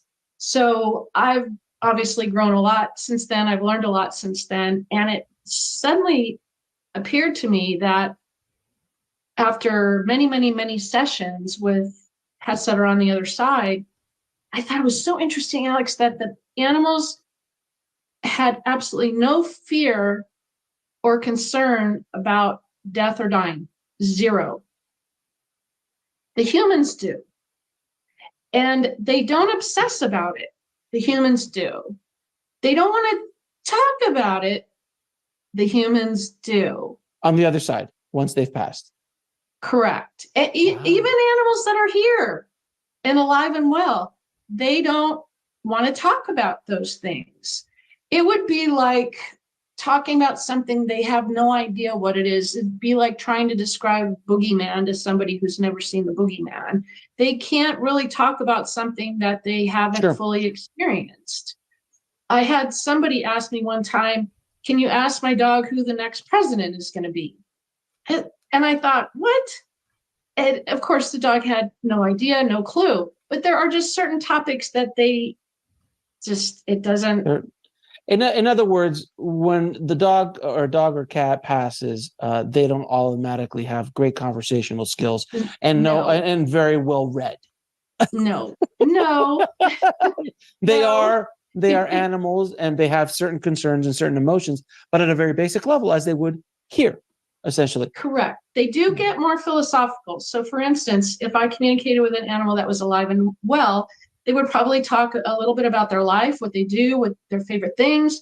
They like to talk about positive things. I think it's very interesting that the humans wanted to focus on everything that was negative, like their misbehavior or misconduct, or the things, not using the litter box, or, the behavioral issues. The animals want to talk about what's fun in their life, the good stuff, the good memories, and the humans all want to talk about the negative. So I've learned so much about the difference just between how humans think about things versus how animals think about things. It's really fascinating to me that they don't focus on that. And so when they get to the other side, when they are in the afterlife, I can maybe count on one hand, and I've done thousands upon thousands of communication sessions. I can count on one hand how many animals wanted to talk in detail about what happened to them in their final moments. They don't want to go there because it doesn't matter. They're very accepting of their life ending, however their life ended, accident, predator, euthanasia. Abuse. Sure, yeah. It doesn't matter. They don't sit there and dwell like a human does and run it through their mind day and night. They don't do that. Well, and what's interesting? So from my understanding, speaking to what's interesting here is, I'm sure almost every single person who is watching this video has had a moment where they go, did I do enough? Did I do enough? Did I take him to the vet enough times? Did I give her the right medication? Did I do enough? And because we have such guilt, I mean, we tried to give Phelan a little melatonin chew before he passed away. And I thought, oh my God, we choked him to death. He was breathing fine. It wasn't that. But you sit there and you're like, oh God, you run through everything. I did this to my animal. I've hurt them. I've done this worst thing you could possibly do. And I love that she is saying they don't dwell on it. It's just the next thing. They've just detached. They are still attached to us. For them, not much has really changed. It's, we're the ones. Why do we have funerals? It's not for the dead person. It's for us to process our grief, to hold on. And they're just like, oh, I can fly now. I mean, like, and it's terrible because I know we all get that kind of, that regurgitation of events, and oh my God, and I did everything wrong, blah, blah, blah. And I love that she's like, don't even worry about that. They're not. It's so powerful. Speaking of which, my dog that's alive is barking to go outside because of where she is. All right. Well, go take care of the dog. Yeah, go play on. I'll be right back. Go do it. There's so many mediums who and channels who talk to the other side. A lot of times there's voices that come in. A lot of times there's images that come in that they have to decipher, that flow in. How do animals on the other side send messages? Because I'm assuming if they're a Chinese dog, they're not going to talk Chinese. Right. If they're an English dog, they're not talking English. What is the communication medium? There is a really cool translation process that happens in a split second. And I am a psychic. I am a medium, which means I can communicate with departed spirits. But I also have other abilities like clairvoyance, clairaudience. Clairvoyance is where you see images. Clairaudience is when you hear things. And some of the other clairs. So when I communicate with an animal, I employ all of those. Everything's working all at once to be a receptor and antenna to receive information. So for instance, if I open up a session for a departed animal and I have their photo, I might start getting images flashed at me. I might see somebody on a beach. I might see an image of their favorite place to sleep.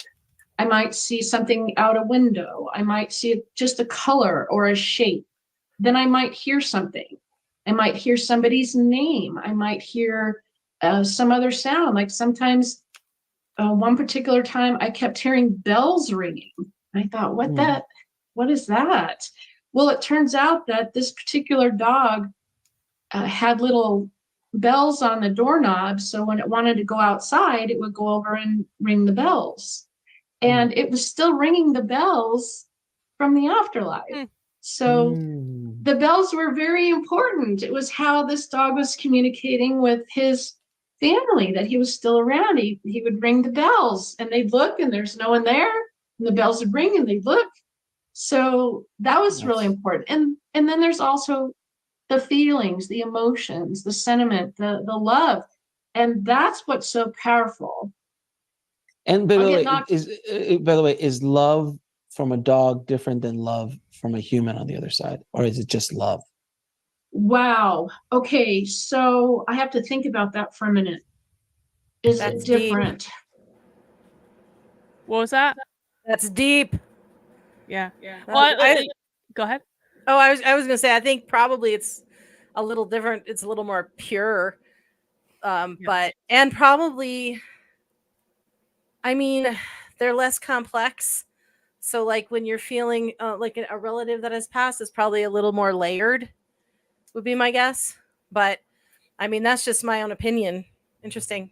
Yeah. I don't really have an opinion on that. So I'm like about crying. I'm like, she was telling the story about like the dog is ringing the bells on the door from the afterlife to let it know that you're still here. And the dog used to ring the bells to let the owner know that it wanted to go outside. And I was like, fuck. Oh, God man. damn.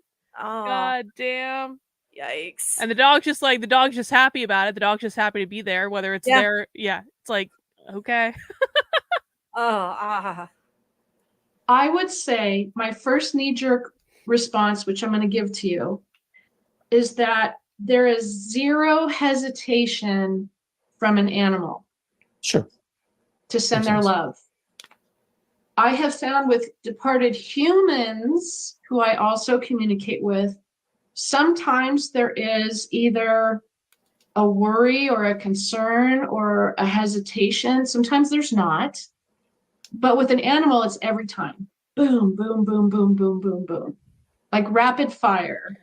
I wonder, like, do you think what I was thinking when she said that, like, humans sometimes hesitate to send love, like anytime I hesitate to, like, do the thing that I know, like, is in service to someone, or is the thing I would do if I was acting from a place of love, it's always like, are they going to receive it? Like, is this something that they actually want? Which I think is a question when you're dealing with humans. But I think, like, I don't know, like, is it one of those things, like, is love easier to receive from animals, do you think, than from humans? Yeah, I think in general, definitely it's easier to receive from animals because, for one thing, you never question your self-worth with animals. They are always willing. You are always welcoming. And with people, we get stuck in our heads about, am I worthy? Yes. And we don't do that with our babies. So, yeah, I think that's kind of a thing when she says they always come through real fast. I think that's because we receive them quickly, too. We're like, I want the love, but we don't do that to each other. Isn't that an interesting lesson? Mm-hmm. Like exploding love surrounding you in every way, shape, and form. So that's my first response to that, is that it is never hesitant from an animal. And the reason that they come through to me is because they love their humans so much. They're excited that I will be able to share their messages with their mom or dad, their caretakers. So they're there out of love, as are our departed humans. But a lot of times, my clients in the past weren't that happy to hear from a certain particular loved one. Because they're still holding on to resentment or the past or stuff. There's none of that generally with animals. There's just, there's no like, that animal crapped on the carpet. I don't really want to talk to him. No, not there. Never happened. Nope. And, it's really interesting because I'd have to ask permission I have someone here, I'd say I have someone here, it looks like a grandmother or grandfather energy that wants to come through, wants to deliver a message. Do I have your permission? Because sometimes the answer was no, I Nope. do not want to hear. Don't But want to if talk I to Uncle had- Bob. Right. If I had their other cat or their other dog or their horse or their parrot or whoever, like from childhood, oh yes, please bring them through, bring them through. So that fascinates me, just the connection that we have with our animals. And there's no time limit. My oldest client was in her 90s, and we did a session and went all the way back, almost 100 years back, and I was communicating with her pets from when she was a little girl. Wow. So there's no time limit. They come through. Now our memories fail us. I don't know about you. I'm going to lump myself in this category, but my memory, sometimes I forget what I was supposed to do 5 minutes ago. Mm-hmm. So for me to be able to remember every quirky little thing that my animal did from 90 years ago, I would have a hard time with that. But the love never falters. The personality comes through. The main characteristics come through. It's just hard to remember some of the details. Like if they said, "Oh, remember that time we went on a drive to such and such." Right. It's a big deal. Yeah, that might be a big deal for the dog, but for us, it's just another drive. So it's a different perspective. What? Right. So is love the most common message that animals share with you? What is the most common message? It is the positivity. It is the lack of negative anything. Mm-hmm. That's what I have learned so much from the animals. They don't want to talk about the bad stuff. Okay. And if you bring up the bad stuff, they will pull their energy back. They'll be like, I don't want to go there. And it doesn't serve them. If it no longer serves you, if it no longer serves them, they don't want anything to do with it. So they are all about the here, the now, the positive, what's good in your life, the funny things they did, the funny things you do. They like to talk about you. That's another one of their favorite topics. I had a gentleman one time. I'm going to refer to him as a gentleman, even though he was not very nice to me. He basically was a skeptic, I'd say borderline cynic, but he wanted a session, I guess, to prove me wrong. I think he really wanted to prove me wrong. And this was a while ago. So, of course, I, booked it. And it was a departed dog. And the dog came through, and all the dog would show me is I felt like I was sitting at a computer like we are now, but it was like nonstop, 24/7. And I felt like there were computer screens all around me, like in a semicircle, and that all of my focus and attention was on these computer screens. And no matter what I tried to do as the dog, I could not get the attention of my person. This is gonna guilt me. No, I have this don't do it, dog. Saying, rule, if you will, that I will not alter a message. Yes, you should. Right. Good. I'm the messenger, so my job is to deliver the message. So I thought, well, how am I going to say this without offending Mr. Skeptic here, right? So I just thought, just say it the way you got it. So I told him what I just told you. I said, I just feel like I'm surrounded by computer screens, and I feel like nothing's going to get your attention. And this makes me feel sad, because that was the other feeling I got, was the sadness, was that this was the life that he lived.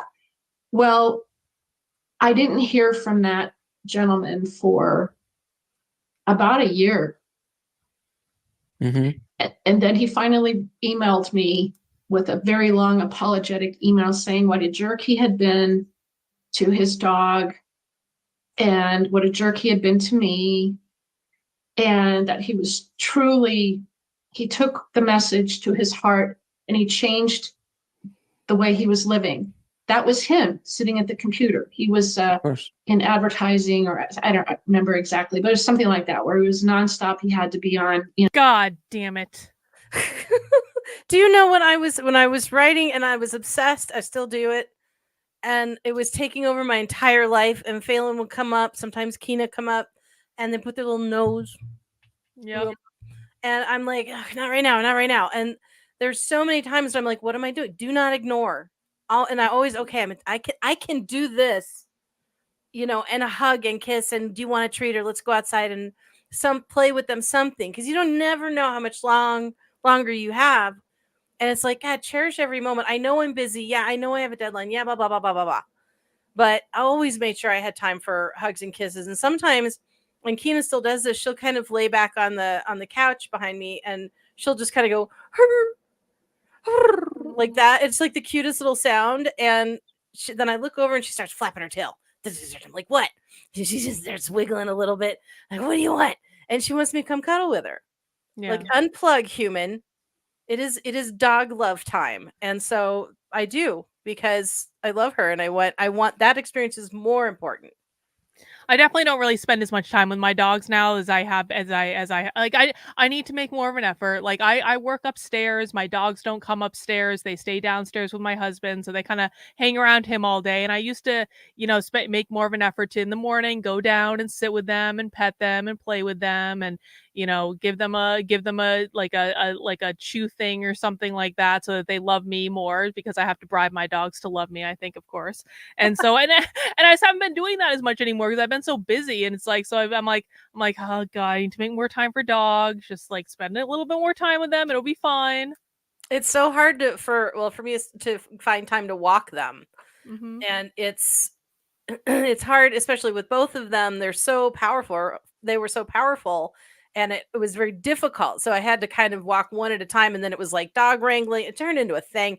So I worked around it, where we would play with Phelan with toys and play fetch in the backyard. He loved ball. That was like his obsession. And Keena just wanted snuggles. Like, she was cool. She just wanted snuggles. And now I'm like, okay, I only have one. I don't have to go through all the rigmarole anymore. So I need to make a concerted effort to be a good dog mom and go take her out and just unplug. And that is a good lesson that they teach us, to unplug. I wrote some things down about kind of lessons that they teach us too. That I kind of got a bit of a download last night. Uh-huh. And I'll just say some of it is, they teach us a lot about attachment, when we're so attached to them that it's hard to let them go.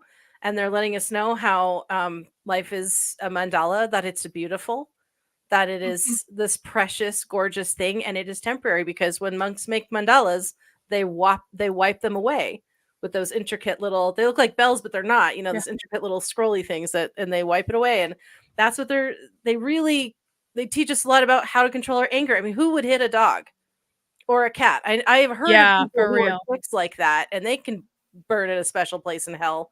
But I mean, they teach us a lot about anger. They teach us about forgiveness. I know I'm terribly overly sentimental, and I have had a very difficult time letting go of certain things. And you know what they do when they pass away? They take that control from you. You have no power in that situation, and you have to let it go. You are forced to release. And that's huge. And I love that she was, sorry, this way. I love that she was talking about this gentleman, and you were saying, well, I'm not sure if I've learned from Honey yet. Well, this guy had to wait till his dog was passed on before he heard the lesson. I mean, everybody start listening to your pets, I'm sure it's cheaper to get the message now for free than to call a pet psychic. So anyway, that's all I've got for now. 6 different monitors surrounding him all the time. And now he said he volunteers at animal shelters, that he fosters dogs that are abused and need a home. And it was all because of the message from his dog. And it changed the course of his life. I thought, wow, that's the power that one message delivered. It can really be life-changing in so many powerful, positive ways. That's beautiful. That's a beautiful story. I know that a lot of us, as our pets are nearing the end, as we get older, I don't think it ever becomes easier, but it's a lot more difficult for a young one who not experience. If you've gone through it once, you kind of know what's coming. How can pet owners prepare themselves for this transition to when their pets are about to cross over? Can I just say, I'm still pissed off at my parents. Can I work out some feelings? Yes, please. I'm still fucking pissed off at my parents for how they put my dogs down. Yeah. It's just like that's not fair, man. That's not cool. I know I'm sure they probably thought they were protecting us or whatever, but like we should have been able to have that moment to say goodbye. Yeah, you should have had at least the choice. Were they ill? Were the dogs ill or? They were getting older, and it was just like I think that one of them was more ill than the other one, and that's the other thing too. Is like I think the other one would have actually been okay for like a little bit longer, but they decided to put them both down at the same time. I can't even imagine. Oh, bless your heart. And just that loss, just gone. Ugh, yeah, I can't. My heart bleeds. I can't. That was not a cool thing to do. No, my parents suck. My parents suck on several different levels. I'm not going to get into that, but anyway. I know, honey. I'm sorry about that. That's terrible. I just want to share that it's different for everyone. You know, we all handle things differently, but I want to share with you what helps most animals. And again, all animals are different too, but most animals that I have communicated with have told me that the thing that they really appreciate the most is that they leave this world with dignity. Okay. Now, that may be different for you, may be different for me, may be different for the next person, but I want you to really think about that with the companion that you love. They came into this world with dignity. How can you help them leave with dignity? One suggestion I have is to not let it get into crisis mode. So if you're struggling with euthanasia, if you're struggling with taking a life, if you're struggling with that, like all of us do, they don't see it that way. To them, you are helping them leave a body that is failing them. And I will tell you as a police officer, former deputy, that death is ugly. Natural death is ugly, and there is a struggle. It's not like on the movies where you just kind of close your eyes and go to sleep. Now, that happens sometimes, but generally speaking, the end of life is a struggle. The body is trying to live. It's trying to breathe. The heart's trying to beat. Things are trying to keep going. And in the animal kingdom, the will to survive is even stronger. So they're going to be fighting to survive even though their body is failing them. So they really look to us to help manage that so that they don't go into crisis, because they don't benefit when their human is in that space of, you know, kind of mania. And I'm speaking from experience because I've been there. I've lost many of mine, and I've done it wrong many, many times, but I'm better now.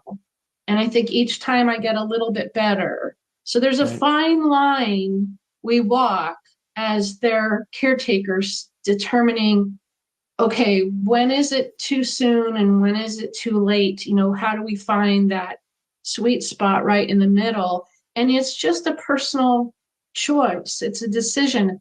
It's something that you hope that they give you a sign that they're done, or that they're ready to go, or when they stop eating, or when they just don't lift their head up anymore, they can't walk across the room by themselves. You need to realize they've entrusted you with their care. They trust you with their whole heart. They don't see it as you ending their life. They see it as, sorry, I'm getting all emotional here. Woo! That came out of nowhere. They see us as it is the most loving thing we can do. And they honor that, and they don't judge us. They don't hold us responsible. They don't blame us. They don't look at us like, how could you do this to me? They don't. Even if at the very end, and I've had this happen to me, where they're on the table and the injection has gone in, and they start flailing around and crying and doing all of this crazy stuff. And then all of a sudden you think, oh my gosh, what have I done? You know, what have I done? that's just I'm probably going to say it right, sympathetic. There's a term for it. There's responses in the body, Sure. that I know what you mean. happen Regardless. when things are shutting down. Sure. And it's natural for the body to resist that. Like, no, I must breathe, even though we know it's probably best that we say goodbyes. So there's something that happens physiologically, but it messes with us. And that's the last image we have. And we think, what have I done? And then we hold on to that. We harbor that. I did that one time for like decades. I held on to that. And it's so unnecessary, Alex. That's the biggest takeaway that I want for your listeners is it's so unnecessary to hold on to those feelings because the animals just don't see it that way. It won't even come up. They won't even mention what happened in those final moments. It's like it's not part of their experience. And once they're in the afterlife, it doesn't matter what happened. It's like it doesn't even come up on the radar. It's non-existent. So what you've carried around now for weeks, months, years, decades, like I did, doesn't even concern them. So use that energy, that ability to turn a negative situation and use that in a more powerful, positive way by sending them how much love you have for them in your thoughts and in your feelings, and use that, all of that energy in a more positive way. And you're saying that it doesn't even register to them. It's very similar to near-death experiences who sometimes look down and go, it was like like when they leave their body, it was like taking off a heavy coat. It was just like it's not even it's like, oh well, there's Jenny on the floor, like Right. like they don't even, it's not a big deal when you start going into in the afterlife. It's kind of like just taking off a costume, essentially. It is, or kicking off your slippers. Yeah, and it's almost leaving it. irrelevant. It's almost It irrelevant. doesn't matter. Do you worry about the pair of shoes that you either tossed or donated? Do you worry about what happens to those shoes? No. And they don't worry either. What matters is the love. That's all that matters. And how things ended, it only matters to the human. It doesn't matter to the animal. They will never judge you. They won't even bring it up. Now, Because it's not important. So let me ask you, we've kind of mentioned this a little bit, the skepticism and people who Hang on are a sec. skeptical about all of these things. Go ahead. Okay, so a couple weeks ago, I was looking at Phelan, and he had a real hard time getting up and down because he couldn't use his left leg very well anymore. And I was just like, and I'm shaking my fist at the universe. You are not getting me like this. You're not getting him like this. We are not doing it like this. This is not okay. You are not going to make me choose just to do this because he has arthritis. That's fucked up, and I'm not playing this game. And I was like yelling, like, do better. You want him? You're going to have to do something fast, and you're going to have to do something where there is no choice. And it has got to be clear, and I don't want to fuck around with this because I'm not about to put my dog down because he's inconvenient. And I mean, you hear it, I'm mad at it. I was mad at this whole dumb thing. This didn't have to happen. You do that too. Didn't have to happen. And he heard me say that because I'm like, Yeah. I love you. I am not walking away from you. You chose me, and I'm not going to let you down like that. That's bullshit. And I think that was part of his decision process to release us. Yeah. Because it was only a week later we left and went camping, and he was like I said, steadily declining until that night and then he just saw how stressed we were about it, and he just kind of went, I gotta let them go. They're gonna hold on to me forever, and it got to a point where it wasn't fun for either of us anymore. Sometimes they're like, no, I'm still good, because we asked him, like I told you several times, you ready? He's like, nope. This time he's like, man, I just got to go, man. And what she was talking about with some of the how real death is hard, I'm not going to go into details. I do know with euthanasia they use like a paralytic or a sleeping to help them, so you don't have to see that. And it's very merciful for everybody, I think, involved. But when you experience a true natural passing, it is traumatic for us. I love that she's like, they have no concept of it. It is just, they're scooting out. And we're the ones, and you've seen it in the movies where like the camera pans up and people are given CPR and the stuff. And they're just like, oh, this is better. And it's just, but in the moment, it is not okay. But it is nice to hear these things, to process the grief, to process that fear that you're feeling in the moment. And I mean, like I told you, when Michael and I were just holding each other, crying over him, we could feel him behind us. Well, I could. Like, he was just surrounding us, like having I've still got your backs. And we don't have to watch. There was a video and we talked about this before we went on. There was a video about a lovely Southern lady psychic, tough as nails, love her.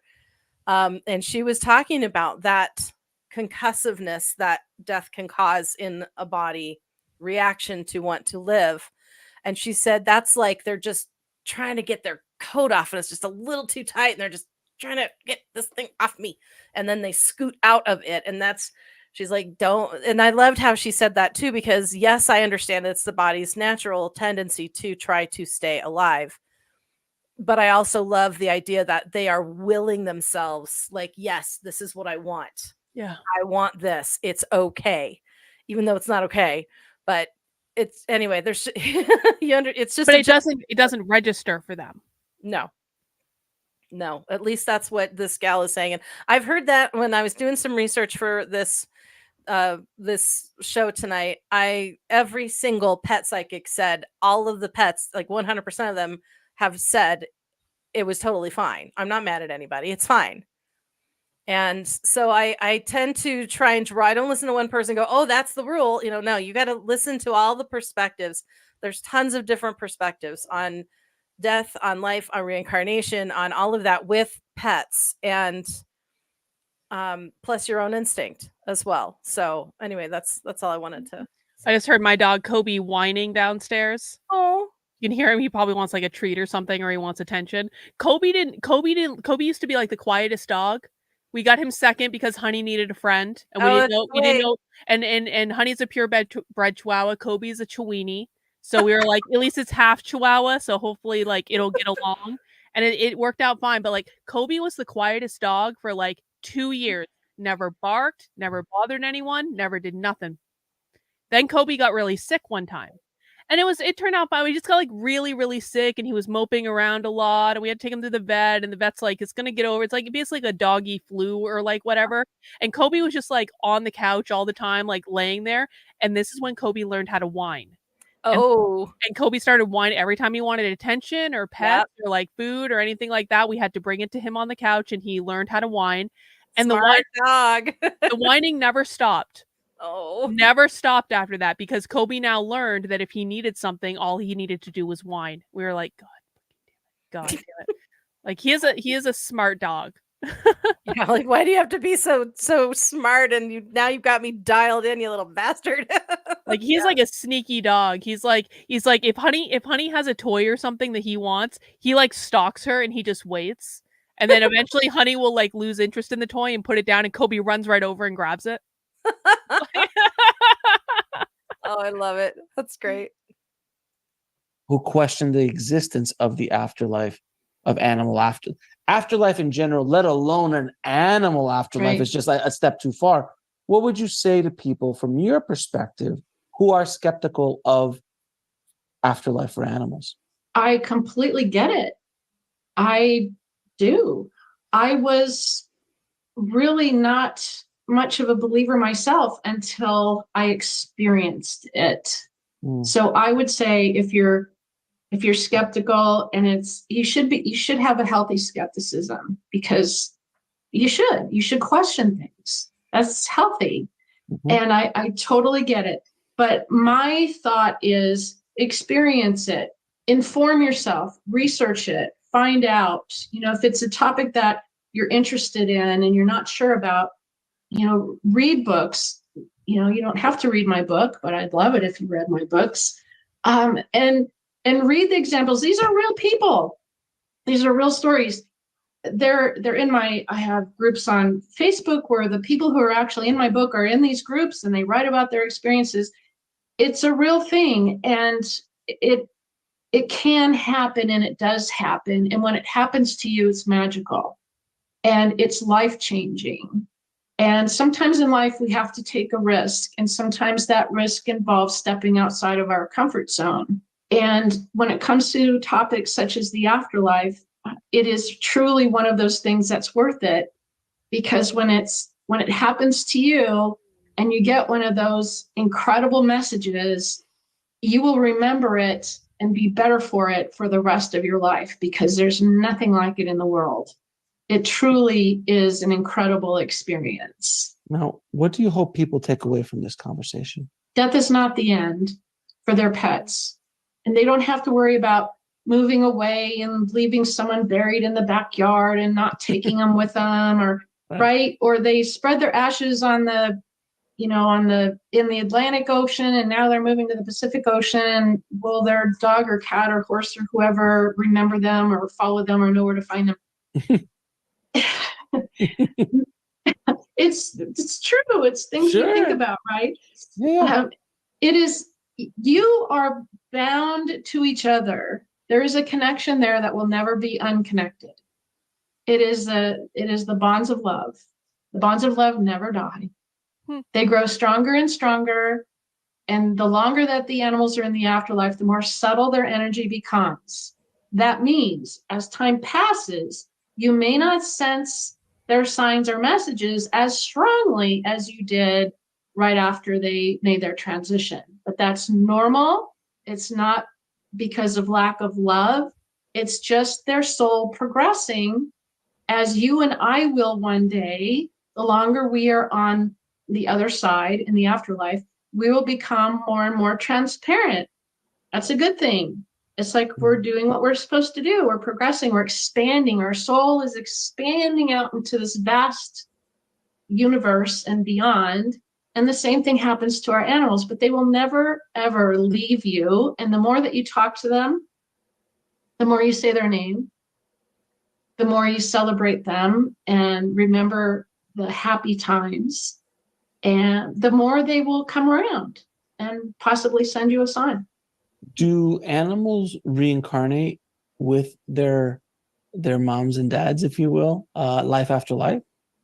Not always. There's some that do and some that don't. It's really depends on that particular animal and what's in their highest and best and what is in your highest and best. For instance, I've had horses my whole life. Well, what if my last horse transitions, and what if I move somewhere where I can't have a horse? So then what? Does that mean they would never come back to me? That doesn't necessarily mean they would come back to me as a horse. Maybe they would come back to me in a smaller size, cat, dog, parrot, something. They could come back to me. So there's so many ifs when it comes to reincarnation. It's like this fluid, ever-changing, because of humans change their mind all the time. We move, we change careers, we leave relationships. We go, throughout our lives with all of these different changes, and the animals have to adapt to that too. So if they're planning on coming back to us, they're going to choose the best time for them and the best time for you. And that may be this lifetime, it may not be until the next lifetime or the one after that, but you will always be connected to that animal companion. I'm going to ask you a few questions to ask all of my guests. What is your definition of living a fulfilled life? Being able to not just think about your dream, but to do your dream, no matter what it is. If it's cooking, if it's singing, playing the piano, tennis, painting, whatever it is, don't just follow your passion, do your dream. And even if it's something crazy, like my dream was to be able to understand the animals and communicate with them on the highest level I possibly could, stand in the exact center of that truth and experience it. It's worth it. It is worth all the negativity that, naysayers will give you. It has changed my life in so many magical ways. If you had a chance, let's do the answers to those questions. Okay. What is your definition of a fulfilled life? I agree with her doing your dreams. Sometimes they aren't what you expect. Mm-hmm. I think feeling peace and joy and lack of regret for me is a big one. Like just knowing that I've done everything I need to do. Like I've done. Some people go, I'm going to go do this thing, and then they wind up being something completely different. Like I want to go be an opera singer, but now I'm a mom of 3 kids, and oh my god, I never got to do my thing. You weren't meant to be an opera singer. Your dream, So I mean, sometimes if you say go do your dreams, well, if you can't, because maybe that wasn't for you, and then you be grateful for where you are and fulfill all that, feel all that. All the gifts that are there, and you feel that fullness and being happy and present, I think is fulfilling. Yeah, I agree with a lot of that. I think like one of the things I think a lot about is just like I want to live an authentic human experience. I don't want to live for anyone else or what anyone else thinks of me, or like, I don't want to have to take that in and have it dictate how I show up in the world. That's really hard though, man. That is a lot harder than it reasonably should be. And I don't think it was until I was on the internet that I realized just how many people are going to try to force their opinions and their values on you. And because it's kind of like a contrived thing. Like when you're a kid and you hear like, oh, it's good to push back against groupthink or anything like that. It's like it seems like the easiest choice in the world, and then you find out no, it's actually it's really hard. And so I haven't. Hard. I think I haven't quite reached the place with it where like I'm 100% like I don't even know how to say this. I don't know if I've reached the place with it where I'm 100% sure that it's like the right thing to do so much, because I get so much like negative feedback day to day. But I don't know. Maybe I'm like I'm living in existence where I get so much negative feedback so that I can learn that none of it really fucking matters. Well, it's definitely teaching you about being tough. Yeah, for real. But also, I think you might be, if you don't mind me saying, focusing on the wrong aspect. I mean, look at all the love you're getting too. Yeah, no, there's truth to that. You would never have had these friends. You and I would never have met. I mean, that's the real blessing, is the connection you're making with people. Don't worry about the assholes. The assholes are going to asshole. All right. I don't want to cry. Let's what's the next question? chance to go back in time and talk to little Karen, what advice would you give her? Fuck, you got this. Horrible idea. Fair A enough. horrible idea. How do you define God or source? Oh, hang on. Okay, so if you had a chance to go back and talk to little Jennifer, what advice would you give? I would tell her to stand up for herself more. Mm-hmm. That you're worth it. Stand up for yourself. Don't let these people take advantage of you or hurt you. That's what I would tell her. I think I maybe like along the lines of the same thing, like use your voice, you're worth it, like like reinforcing like self-worth. You do matter. You may not feel that way, but you do, and you'll figure it out. You'll get there and go, man, I'm pretty cool actually. To little Karen, what advice would you give her? You got this. Fair enough. How do you define God or source? Ever present, ever powerful, within, here. It's here. It's not out there. It's here. The God source is within each of us. The creator is within all of us. And when you tap into that, the universe responds in amazing ways. And what? All right. How do you define God source? I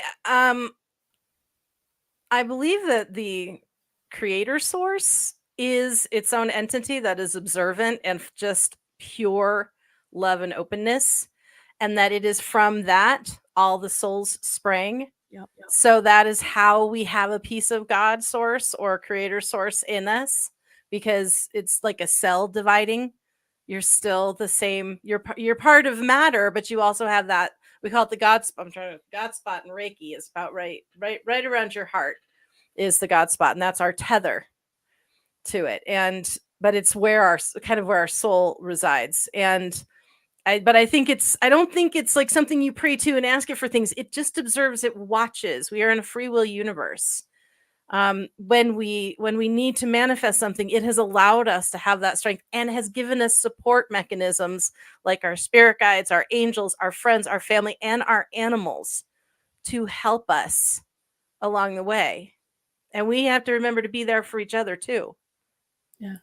No, my connection of it is similar to you. I think and you described it in a way that's much better than what I describe it. Is like, we all come from the same place. We're all little bits of God that have broken off to have this human experience, and the purpose of life is experience, and to feed that information back up to the collective so that the collective can understand different types of experiences. And so we carry that, I more conceptualize it instead of like carrying a little bit of it. Like we are the gods of like our own experience, which I don't know if that's accurate, but that's just how I think about it.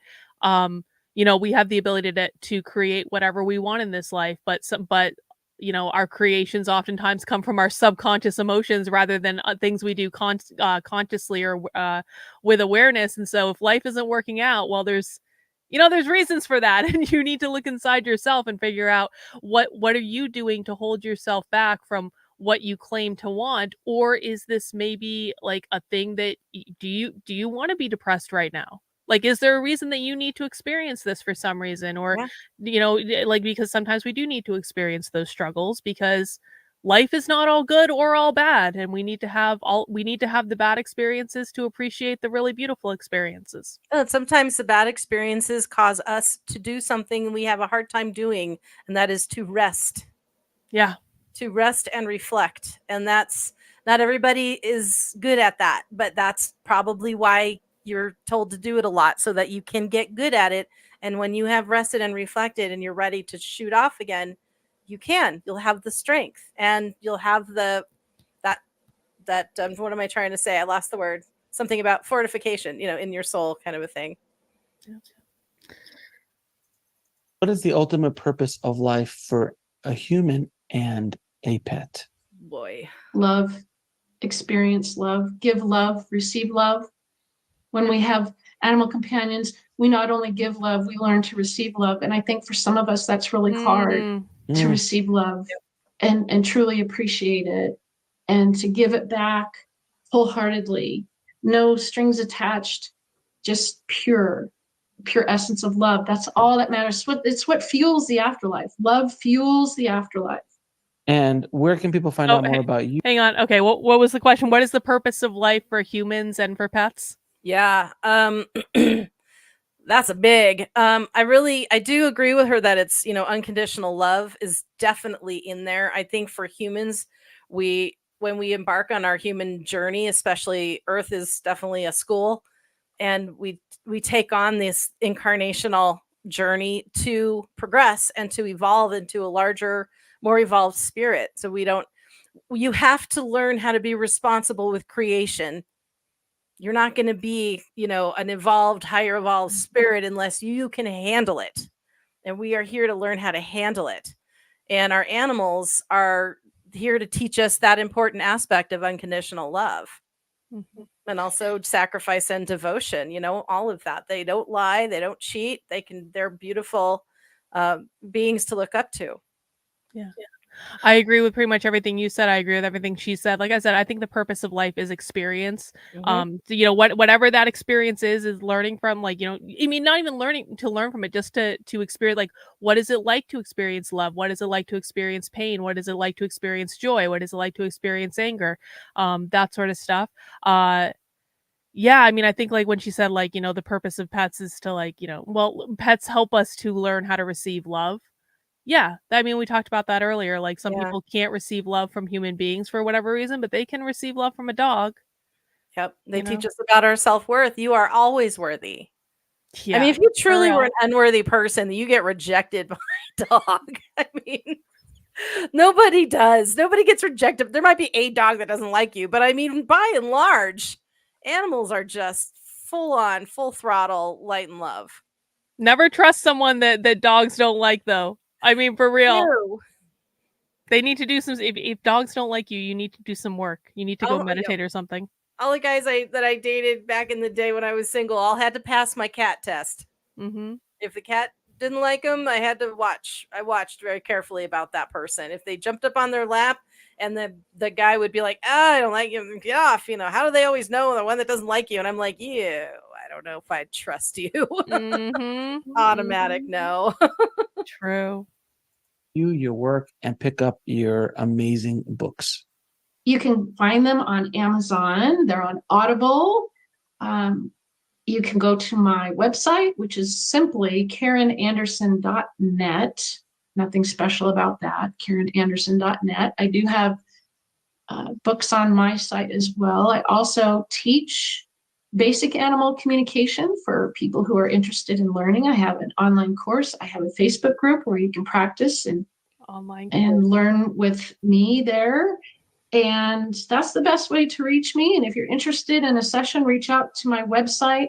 I am no longer conducting sessions because I am focusing on coaching and writing my next book, which is going to be out in September. Can I share that one too? Yeah, sure, go for it. Yeah, well, this will come out afterwards, but yes.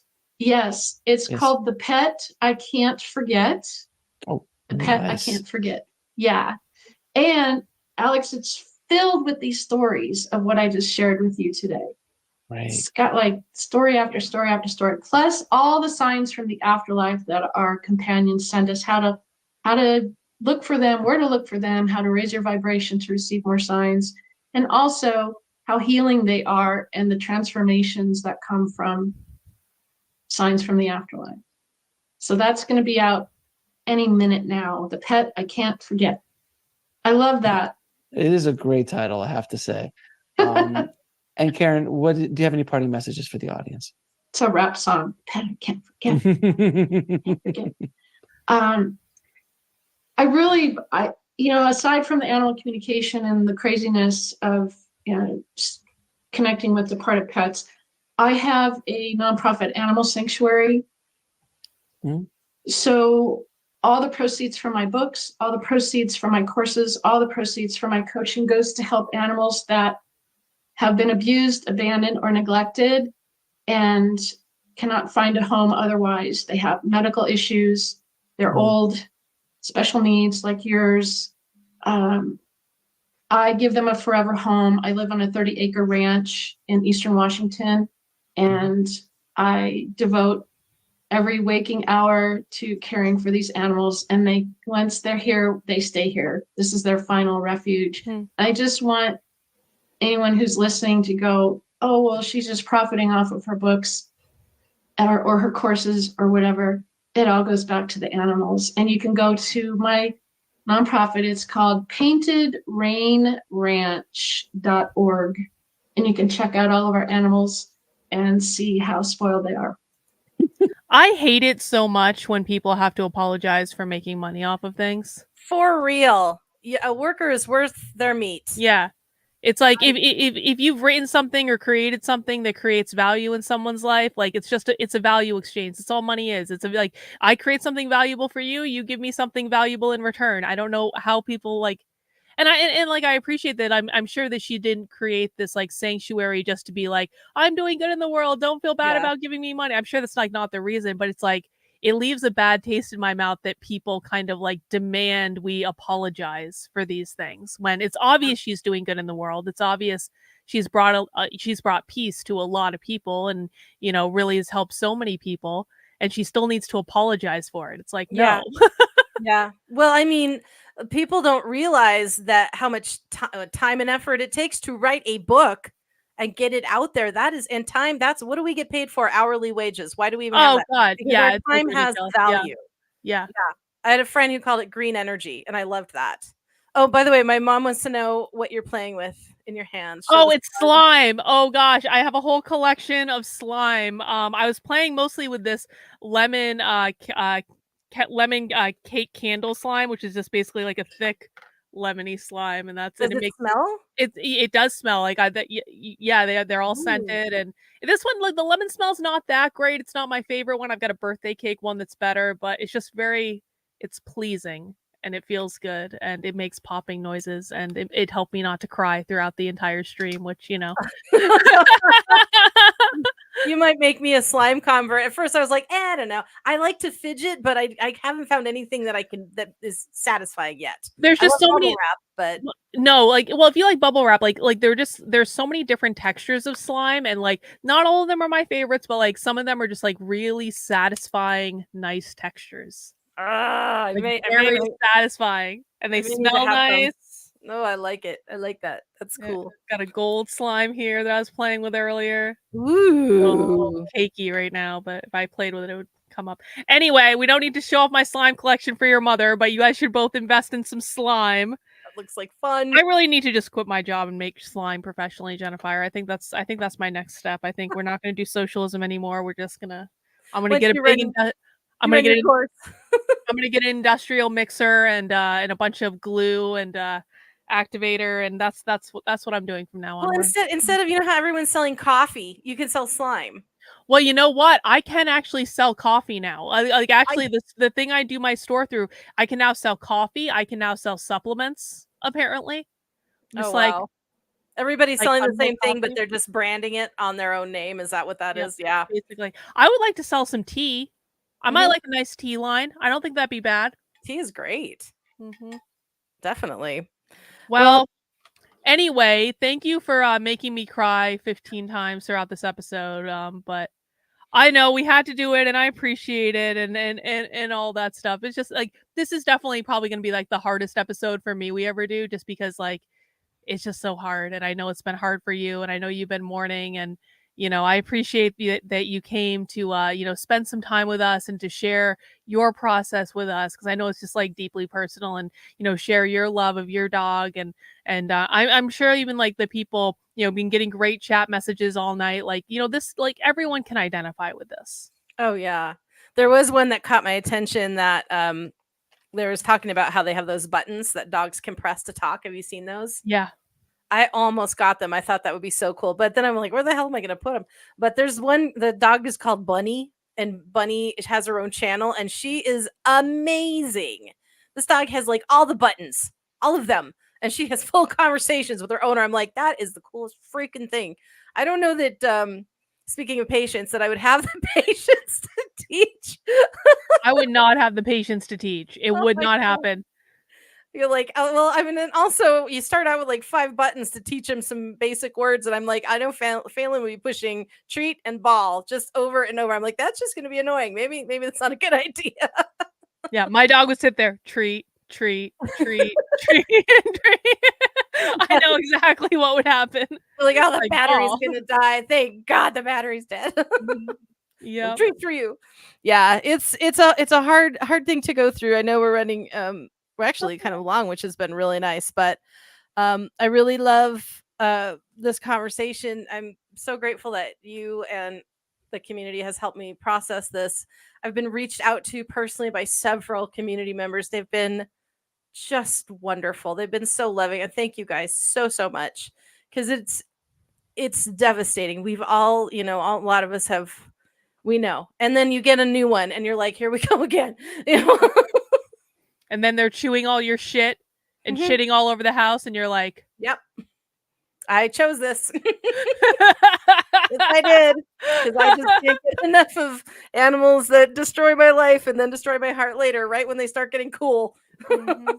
Yeah. Oh man. Well, we love you, Jennifer, and we love seeing you, smile and laugh, and glad you were able to, spend some time with us tonight. And again, like I don't want to like keep saying like I'm so sorry for your loss, because like you know what the deal is. Your dog is still with you. You've still got her, and it sucks, but I want to take after the video and not dwell on the part that sucks, because They never really leave us, and that's happy. He's been with me. I've been feeling him, and my hand gets real warm. He nudged my chair earlier, Oh, and the other night I played ball with him outside, and I was, you start wondering, am I going crazy?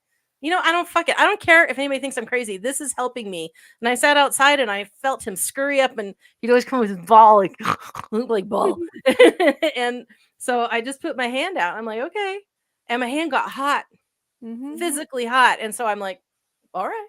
So I threw it, and he scuttled off, and then I just kind of watched the sunset for a while, and then he came back, and we did that for like 10 minutes. It was the coolest thing. I'm like, all right, baby, go get your ball. You made me cry again. God damn it. I know, me too. I got body goosebumps. I miss All him, right. I love him, but it is what it is. It's the natural order of things, and we have to learn it. We have to accept it, because we're all headed there ourselves. Yep. Learn how to let go. Yeah. It's all good. It's all going to be fine. All right, let's end the show before we start crying again, shall we? I wanted to ask you, because I know we got Yeah. this is the third time we're gonna try and watch Full Metal Jacket. I don't know. I'm starting to think this movie is cursed. Yeah, we did. Let's put off Full Metal Jacket and watch something else. We don't need to watch Full Metal Jacket right now. I think I had normally scheduled Children of Men. Let's do that. That's a much better I movie. think you like that movie. A much more dystopian movie as well. But Yeah, it is. I don't know. We'll see what I've got lined up. I can ask the community. at least there are no children in Children of Men. There's one. Well, there's one, but not until the very end. That is a vicious birth scene too. Yeah, for real. For real. All right, so we'll do that this weekend instead, or people can do a poll, whatever you feel like doing. If you want to watch a happy movie too, we go. And that's the other thing I wanted to say. Like there's one standing rule in my house. Victor tries to make me watch movies with dogs in them. I will not do it. I fucking will not do it. Have you heard of doesthedogdie.com? No. Doesthedogdie.com is a website that tells you if you want to look up the movie, if the dog dies in the movie. Well, it's not even if the dog dies though. Like Victor made me watch some movie about a military dog or something that like the guy was bringing him back to the base to be. I saw that. Oh god! And they went on an adventure, and Victor's like, "No, Carlin, it has a happy ending." I'm like, "I don't care if it has a happy ending. I don't care if the dog lives. I'm not watching a movie with the dog." And then he made me watch the movie, and what happened? I cried. Yep. Oh yeah. Freaking yeah. What's even the movie with the freaking parrot, whatever that movie, I can't remember what his name was, but he like travels across the country to find his little girl he was taken away from. Yeah. I can't. No movies with dogs in them ever. That is the rule for movie night. No movies with dogs. Oh my god, Mike just said John Wick. Fuck the beginning of the first John Wick movie. Oh my god. My husband had to pause it because I was crying so hard. No. Oh hell no! But I will look at the movie night list, and I'll let you guys know what we can do. Maybe something a little lighter might be. Something a little, maybe a comedy of some sort, or just like something that's not a lot of death and dystopia. We can watch Children of Men another week if we need to. That's a good idea. Yeah, we'll find something. We'll figure it out. All right, I guess that's all we have for tonight. Another episode of DISENRAGE in the books. Guys, we do DISENRAGE on Tuesday nights at 9:00, and is our own little bastion of sanity in the world that has gone completely insane all around us. If you appreciate it, I hope you consider subscribing to the channel, joining us again, mount the like button on the way out the door, and we'll see you next time. Oceans of love.